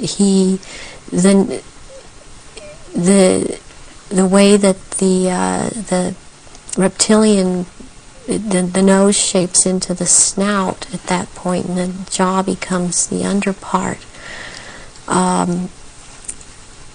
It's very much like Pindar, and his mother doesn't look quite the same as he does. But what does the Queen look like? The Queen, she's darker, not quite so pale. She's darker. All over, she doesn't have the amount of I would call it freckling. It's more like a gradual, like the skin is gradually getting darker. It's more smooth. And she does have the lumps up around her head and down the tail, the spine. Charles has the tails down around the spine, and funny enough, he has the protrusions from the skull in the reptilian form, where about or above, right above where it seems like his ears would have been. What is it about the rituals that allow the shapeshifting to happen? When the victims are starting to be sacrificed, it's the scent of the blood, and they start shape-shifting at that point in time, and they can hardly wait to get to the blood. It's like they're addicted to the blood, and then the consumption of human flesh that follows. What have you seen the Queen or any of the royal family do in relation to that? Have you seen them sacrifice and consume human flesh? There are certain times when they will actually do a sacrifice, or there will have been someone doing a sacrifice, and it's not happening fast enough for them. So they will step in and finish it themselves, because the sacrifice the ritual has to be gone through. Sacrificially, ritualistically, it has to have been gone through, and they will step right in and just start tearing the throat out, and they're getting all this blood from the jugular vein at the same time, and that has happened when there are many there that are going to be sacrificed, and they just can't wait, and tearing into the contents of the abdomen and stomach of a victim afterwards. Who have you seen do that? I've seen the Queen Mother do that, and Prince Philip and Charles. I've seen Guy de Rothschild do this. It seems that I've seen it more among royalty or so-called royalty do this than people that are not titled. That they don't seem to. They seem like it feels like they don't dare. But they shapeshift nonetheless. But it's like the royals that step in and just start tearing away as they can hardly wait. How long can they hold the reptilian form in these occasions? During the rituals, it's much easier for them to hold their reptilian form. They can stay in that form. What it is that they have a hard time holding their human form. And as long as they're around blood and the scent of blood, they can't hold human form. Right. Where do you think the story of Diana fits into all this? In terms of the ritual that you know about and the royal family background that you know about, what was all that about? What happened in Paris? Diana was a ritual sacrifice because she's named after goddess Diana. She was chosen from before birth for the purpose of which she served. I understand and very well and am very empathetic towards Diana, because in a way it parallels what happened to me, to have served your purpose, had 2 children, and then be tossed aside. And to her horror, though, she obviously never attending a ritual, she knew something was happening, and she knew what was going on and could not be trusted to be at a ritual anyways. I don't think that Diana would have attended a ritual. I don't think that they could get her to cooperate in this because she actually saw for herself that this was going on after she married Charles. Was there any way, when Diana was married to Charles, without attending a blood ritual, that she could have seen him or one of the others become a reptile? They have a tendency when they're asleep to shapeshift, and they have to consciously hold their form, and when they're asleep they have a tendency to not hold human form and to shapeshift into reptilians. And there could be other things that happen. I'm thinking about the times that Diana would have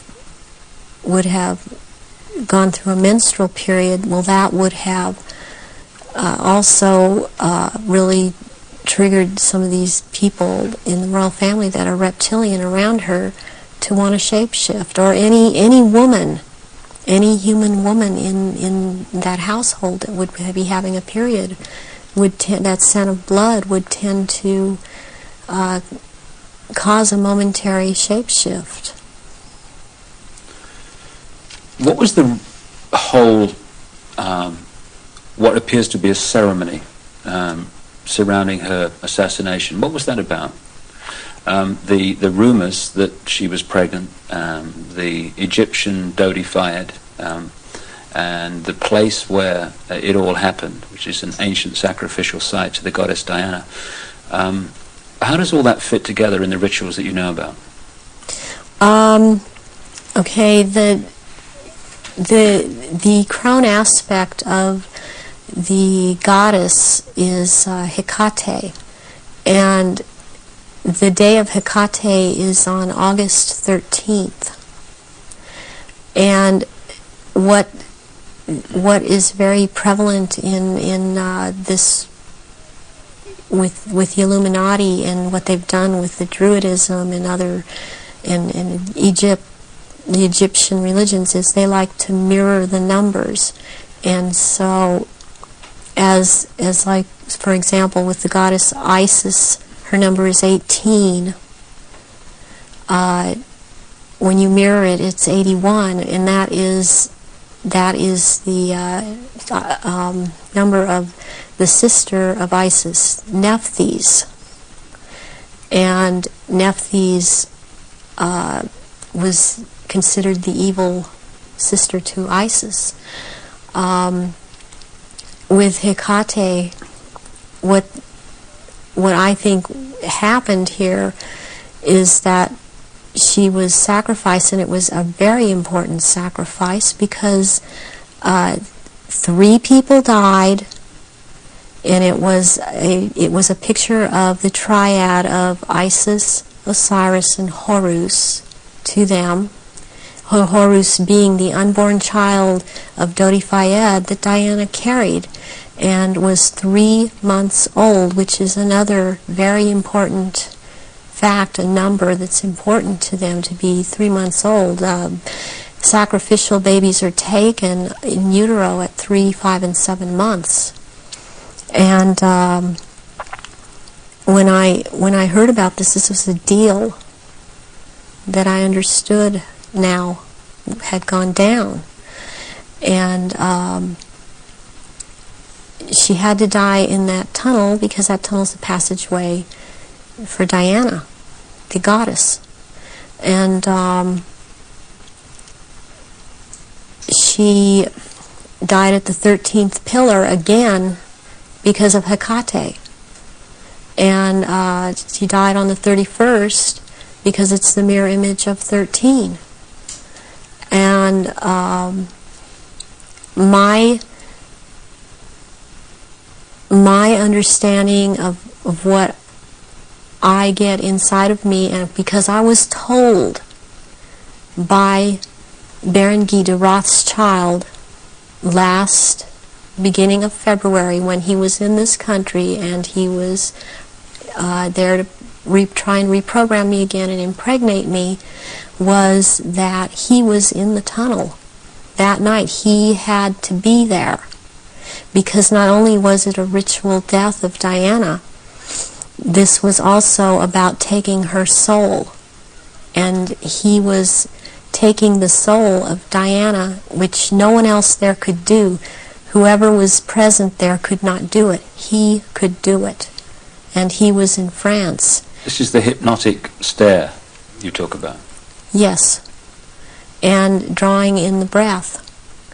And he had to be there to do this ritual killing, this ritual murder. This would mean that the ambulance team and a doctor that arrived within a minute of the crash coming the other way must have been in on this whole deal, or at least the people in charge of the ambulance team. From your experience of the kind of people involved in this Illuminati satanic network, do you think that's possible, that they could set that up? Yes, I do.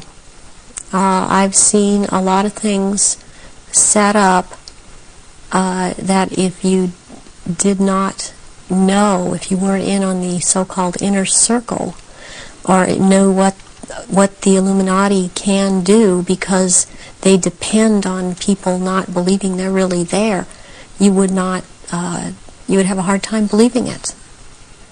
That this has been such a secretive group and worked in such insidious ways to infiltrate and control. And there are so many unanswered questions they don't seem to be able to answer about Diana that keep coming up in spite of all the reports that come out, because there are people that don't believe what they're hearing. What would have been the purpose of creating such a clear and definite ritual in the assassination of Diana. What would be the purpose of that when they could have killed her in another way? Because it had to be done as a ritual, because they were going to take her soul. And it had to happen in the tunnel, it had to happen that way, it had to happen in that year. And this is all, there's all a timeline to all of this. There's been many rumors that she was pregnant, but as I understand it, one of her friends says that that was not possible because she knew that very shortly before she'd had a menstrual period. Is it possible to be pregnant and for that to still happen? Yes, it is. This happened to me. I was impregnated with one of my own fertilized egg that was fertilized by the sperm of Pindar, and he sent Guy de Rothschild to impregnate me in this manner, and I was impregnated in October of '94. I had periods up until February when it was discovered, and they seemed normal, not light.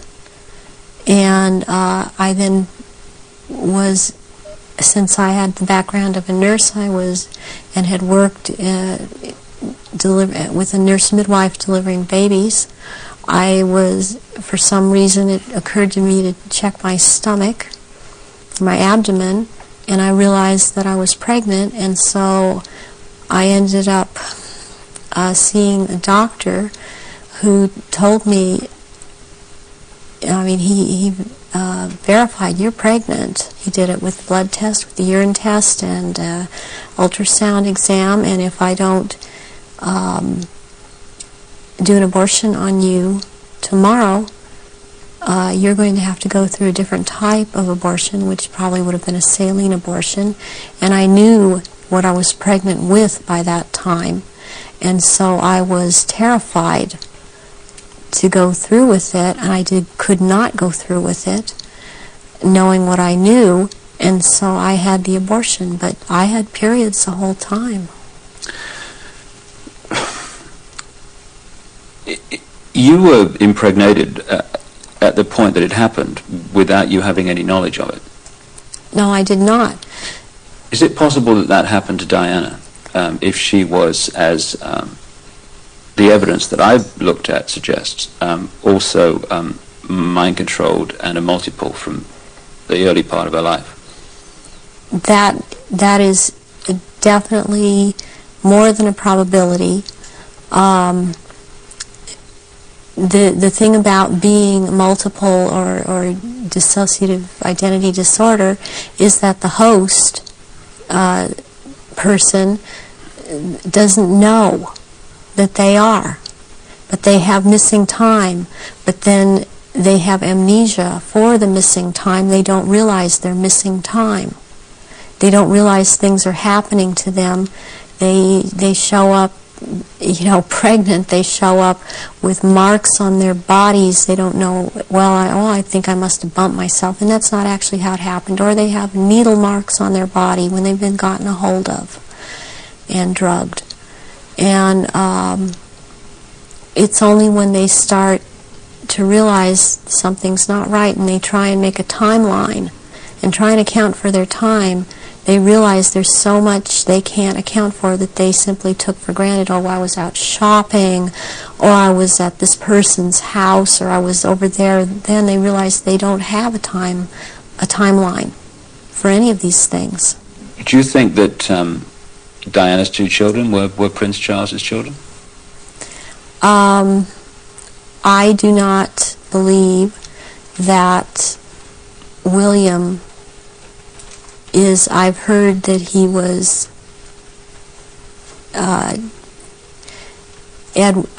Charles's son. I've heard about someone else, and I believe that it was neither. I believe that that this child of Prince William is the son of Pindar. Prince William is the son of Pindar. Prince William is the son of Pindar. And she was impregnated and she did not realize that. When you look at the ritual nature of all that, you've got Osiris, it would seem, symbolized by dirty fire. You've got Isis, symbolized by Diana.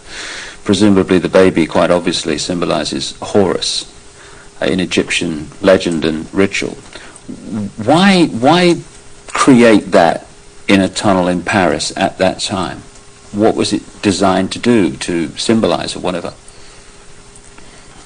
It's to symbolize, it's part of symbolizing getting the world ready to recognize the Horus that is about to come upon us in the year 2000, as the year 2000 is the age of Horus and Osiris reborn. And there's a sacrifice involved. And the sacrifice is the mother, and the sacrifice is this child. And yet it involves another child who yet lives by the same mother. And you're talking about William? Yes, I am talking about William. What would have happened to Diana in your experience of the ritual, and what would have happened to the unborn child after the events in the tunnel in Paris?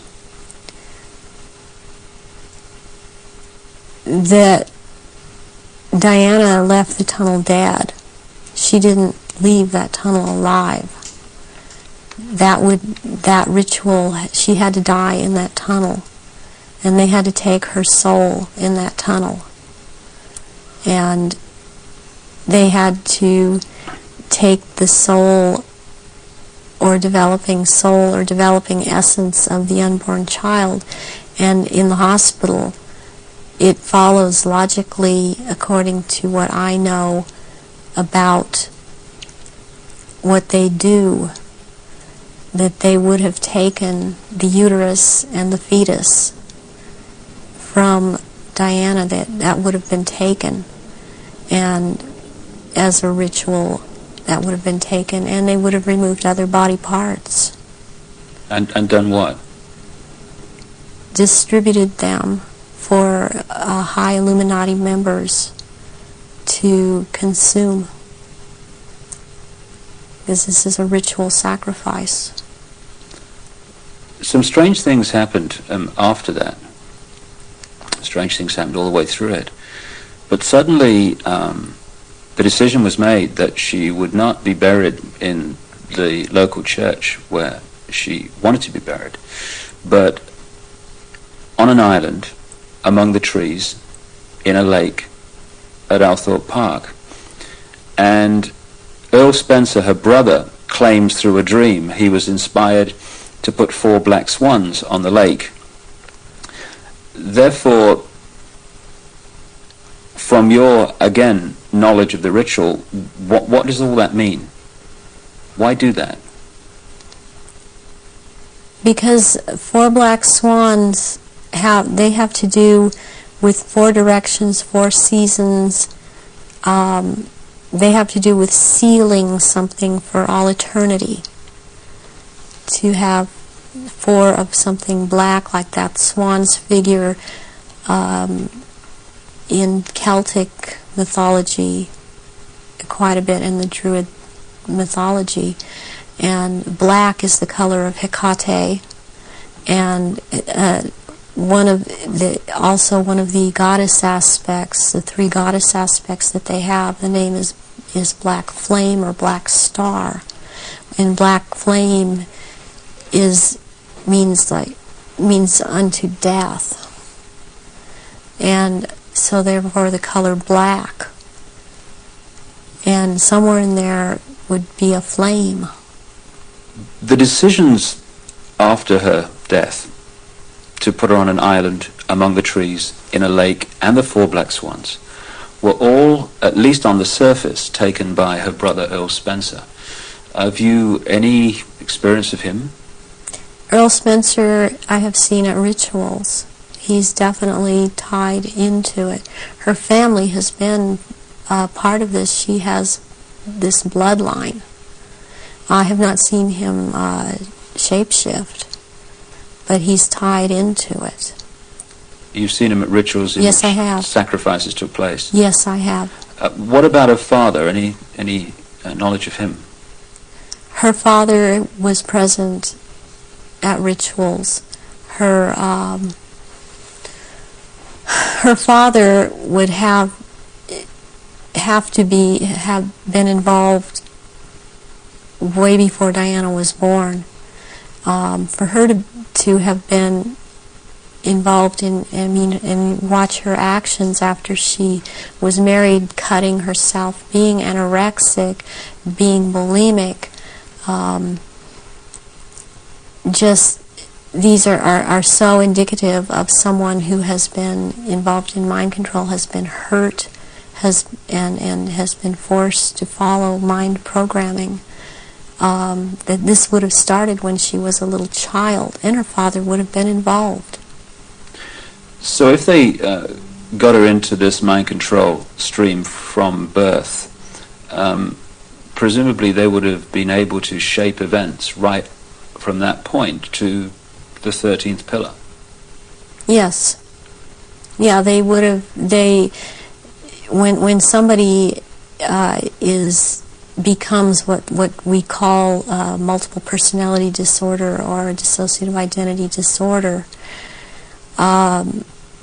there are many programs that are induced, that can be induced at any point. I mean, you've got the machinery in place when they're a very small child, and as they're grown, they can install programs at any point and have different parts hold these programs, and they can be made to do just about anything. They're taught things such as red light is a green light, go through the light. They drive faster than they realize they're driving. They are able to memorize or see, just glance at something and right away just pick what the point is that they're going after for some reason, or they can memorize phone numbers in just a glance. The car hit the 13th pillar, driven by Henri Paul, who was missing for 3 hours that night, a man who's been connected to both British and French intelligence. Given the obsession with the number 13, it seems beyond coincidence that with all those pillars in the tunnel, it hit the 13th. Is it possible to mind control someone like Henri Paul so that at speed they could pick out the 13th tunnel, the 13th pillar? Yes, it is. He also, it's very, very possible that he was drugged and programmed in the time he was missing. It's possible for him to have taken medication but not have it affect him at all. Does that include alcohol? Alcohol also, yeah. And then maybe later or not, it would affect him, depending on if that's what the program was for it to affect him. But it might not affect someone at all. I've been through this myself, so I know this to be true. And what happened to you in this instance? It was a very bad time in my life. The one time in particular I'm speaking of, where my then husband told me that he wanted a divorce, and I took approximately 8. I don't remember what the dosage was, but 8 Xanax pills in front of him, and I drove from where I lived in Orange County to the Norwalk area and went to see my therapist who was holding some groups in this area, and I did not feel the effects of the pills at all when I drove to see him. I did not feel the effects of the pills at all when I left there an hour and a half later. And I had no car accidents. I was not stopped.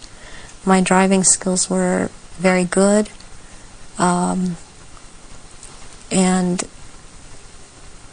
I've seen this happen with other people that have had the mind control programming and this DID, and you just swallow up medication and one part holds on to it and it does not affect the body. So if you're in a compartment that is not connected to taking the pills, you're not affected by it. But if you were put into that compartment that took the pills, if you like, you would be affected by them. Yes, and you can also have, what they can do with you is have a whole bunch of alters or parts lined up that, okay, you will be out from this point to this point, and then this next part, will be out at from this point to this point. They can keep going like that. It can be a very complicated, long thing, but they can line them up that way. That's the way the programming goes. Do you think this could explain the apparent mystery of a alcohol reading of Henri Paul that was equivalent to 8 Scottish on an empty stomach, while the video evidence of the Ritz Hotel security cameras is that this was not a man in the minutes before he drove Diana into the tunnel that was in any way at that level of drunkenness? Yes, that can very well explain it. With this kind of mind control programming that they do, once you go into that mode that they want you in, you can be hurt and in a lot of pain, or you can be drugged to the gills, or have drunk too much, and you appear to be in no pain at all, appear to be perfectly with it, and you don't feel it. You feel all right. People would find it difficult, just coming from their own experience and observation, that someone could drive a car into a tunnel at considerable speed and pick out among 30-odd the 13th pillar. How is that possible to program someone to do that? Because that someone has been taught and programmed and taught and programmed and taught for quite a while how to do this at a very fast speed. The mind works very fast, and if they have the mind and body connected the right way, they can drive. This person would have been able to drive into the 13th pillar at a fast speed. Would that have been happening on a conscious level, or would the subconscious have been pulling the strings? This would be on a subconscious level, and the person would not be aware themselves of what they were doing. In those crucial minutes before Henri Paul got in the car and drove away, would someone have had to have given him the trigger to access and activate the programming then? Or could he have been in some way pre-programmed to be triggered at that time? And if so, what would that be? Well, he was probably programmed to do all of this at a trigger signal. And so what happened is that somebody triggered him with a preset signal that he was told, when you are given this signal, you will act out. But the program was already set to go off when the trigger, when he saw the trigger. What form could this trigger have taken? It could have been a hand signal. It could have been a certain type of handshake. It could have been a color that he saw that was flashed in front of his face. It could have been a certain person doing a hand signal. It's most likely that there was a person present that he was to react to when this person said something or signaled him in some way. Given the extent of your programming from birth, how was it possible for you to break out of it, as you appear to have done now? One thing that happened is that in 1989, my programmer handler died, who was Mengele. And he was in this country so much, and I was around him so much, and he had a lot of control over me. And what happens when a programmer handler dies, they usually have taught the person that they've been working with, to be very, very loyal unto death to them, and that's something that they, in the end, it works against everything, because when they die, even someone else coming in and trying to take over, a lot of these altars are not open to that and are loyal to that one person. And in my case, Baron Guy de Rothschild is the one that tried to take over. And for some number of years, there was a lot of the time, half the time they got their way, and half the time they didn't. And in major things, they did not get their way. One of the things that I went out and did in 1993 was I cut my hair off, and because I was publicly seen and known to have very, very long hair, I could no longer be seen. I could not be seen with my hair cut off short. This would have caused a lot of questions with other people that had been programmed. And they still tried to carry on with other parts where I wouldn't have to be publicly seen, because they still consider me to hold this status. And they still consider me their property. I was always told I was their property. One question that people would ask is, given all that you know, why don't they just take you out? They still have plans for me, and this was told to me just a few days ago by someone else who has spoken with Baron Guy de Rothschild, that they have plans for me, and they plan to try to have me back because of the psychic abilities, and that is not going to happen. In the little bit of tape we've got left, could we just turn the subject to the jury you've got to your left there? What is that? Was that part of the rituals that you were involved in? The first one, this is a child's ring. It is a 14-karat gold white, or 14-karat white gold ring with a diamond in the middle of a hexagram, or a hexagonal shape, and it looks like a hexagon if you were able to look closely at the diamond.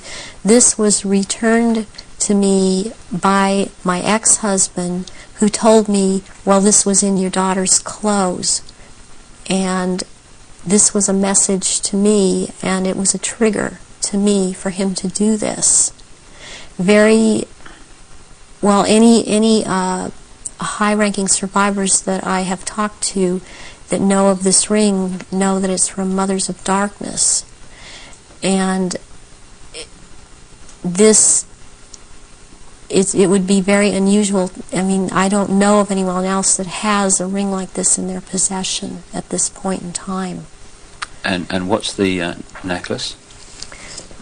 The necklace here is made out of copper, and it's very Egyptian, and it was given to me when I turned 19, and that's an important age because you really start at the position I was at, having these psychic powers in full effect and being allowed to do this in full effect during rituals, and this was worn during certain rituals. Why copper and why have it at all? Copper is a transmitter. Copper has always been used in the occult. It has a specific meaning. The meaning it has is because I had a triad of altars that were very active in a lot of rituals, and the triad was Isis, Osiris, and Horus. And Isis was the part that drew down the moon. And Osiris performed the rituals, and Horus was what was born of performing those rituals. Just in the literally 3 minutes we got left, for 3 or 4 minutes, I know it's difficult, but I want people to understand the nature of what's going on to so many people today. What sort of things were done to you as part of your traumatization as a child and later? I was electroshocked to the extent that my parents were told when I was in first grade that my IQ was 70 and that I was retarded, and they said I would be retarded. I always had trouble in school because I missed so much school. My school records are missing. They've just disappeared. I have medical records that are missing. My birth certificate appears to have been tampered with. I have had my eyelids taped open, and so I couldn't shut my eyes. I have been electroshocked. I've been put into a narcoleptic sleep and had earphones placed over my ears and had messages repeated and repeated for days. I've had drugs injected into my body so that my nerves were just like on fire, and then they would just touch me. Since I wasn't allowed to have marks on my body, they couldn't use a cattle prod on me, but they do use cattle prods on people in torturing them, and they do use electrical stimulation to the genitals and also on the teeth. And they like to inject between the toes and under the fingernails and up in the gums. I've also had some kind of scarring done up through the roof of my mouth all the way up to the brain stem back here that gives me a photographic memory. And I have calcium blocks around the pineal gland that seem to be perfectly spaced and even, and it's very, very curious. The doctors can't seem to come up with a reason for that. I have been programmed to be anorexic, to be bulimic. For the government programming, since I was also used by the government in this country, I was programmed to cut my arms if I started to remember, which I was punished for by the Illuminati, as I was not to have these marks upon myself. I was made to eat my own feces as a little child. I was made to drink my own urine. I was not allowed to go to the bathroom. I was placed in a sensory deprivation tank. I had my shoulders, my knees, my toes, and my fingers, my elbows dislocated and then put back into place when they wanted me to be traumatized. I've repeatedly had phone calls of tones coming over my phone, and tones that you can't make by pressing telephone buttons, tones that sound like sonar sounds from a submarine, tones that sound like they were made by some type of instrument. And I have had directed energy used on me, ELF, low frequency electric waves used on me, microwave energy. And this in turn has created two different, would hear one tone in one ear, one tone in a different tone in the other ear. It creates a third tone. They're called tritones. They change the electrical activity of your brain waves and to put you in the state they want you in. I have been programmed to run through red light, thinking it's green. There's been a lot of programming done around my children. They've used my children against me, and it's a very painful subject with me. To know that this is happening to my children, the same thing that's happened to me. It's hard. It's easier. I don't know if I can make people understand this. It's easier for me to have, okay, I can handle that I went through this. And what I want most is to expose these people because of what they're doing to children all over. But they're doing it to my children too. And my daughter believes I've abandoned her. My son believes I abandoned him. And they don't have hope when they're children. They don't have hope when their mother's taken away from them and they're told that their mother just left them. So this is a cycle that goes on with thousands and thousands of survivors, not just myself. And this is how they perpetuate it if there is a parent that's protective that believes and has found out this is happening.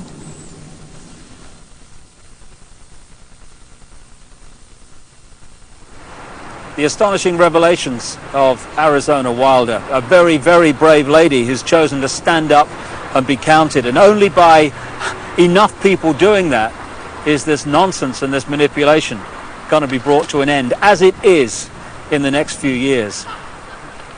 Well, we've come to the end of our little tour of the centre of global control, and we're here now outside the Houses of Parliament in London, the so-called mother of parliaments, because of course it has provided the blueprint for so many other so-called democracies all around the world. When in fact it's just another vehicle for the one-party state that is relentlessly turning out legislation advancing this global centralization agenda. Not a place of democracy at all, a place for legislating the agenda into reality. Well, you've heard the information and possibly read it in The Biggest Secret at greater length also. The question is, what are we going to do about it? That's entirely up to you as an individual and me as an individual. As someone once said, what you think of me is none of my business, and it's not. This is just information, make of it what you will. But what we make of it and what we decide to do in the light of this knowledge will decide the kind of world that we and our children are going to live in the next few years and beyond. The Chinese have a word that means at the same time both danger, crisis, and opportunity. And that's the situation we're in now. Yes, there's a crisis. Yes, there's a danger of this global fascist state becoming reality, but it's also an opportunity to wake up and make the change that will turn this planet from a prison into the paradise it once was and the paradise it will become again. And that is about choice. Choosing what we do as a result of what we know. And I quote in my books a number of times an American comedian called Bill Hicks, a genius in his way, very angry man, but a very brilliant man, a very profound man. And he described life in this way. He said, life's like a ride in an amusement park. And when you go on it, you think it's real, because that's how powerful our minds are. The ride goes up and down, round and round. It has thrills and chills, and it's very brightly colored, and it's very loud, and it's fun for a while. Some have been on the ride for a long time, and they remember, and they come back to us and they say, hey, don't be afraid ever, because this is just a ride. And we kill those people. Shut him up. I've got a lot invested in this ride. Shut him up. Look at my furrows of worry and my family and my big bank account. This has to be real. It's just a ride. But we always kill those good guys who try to tell us that and let the demons run amok. But it doesn't matter, because it's just a ride. And we can change it anytime we want. In other words, it's just a reflection of our own attitudes. And to change, as Bill Hicks said, doesn't need big bank accounts. It just means a choice right now between fear and love. Fear is the four-letter word that has controlled this planet and this human race for thousands of years. Love is the word that will set us free.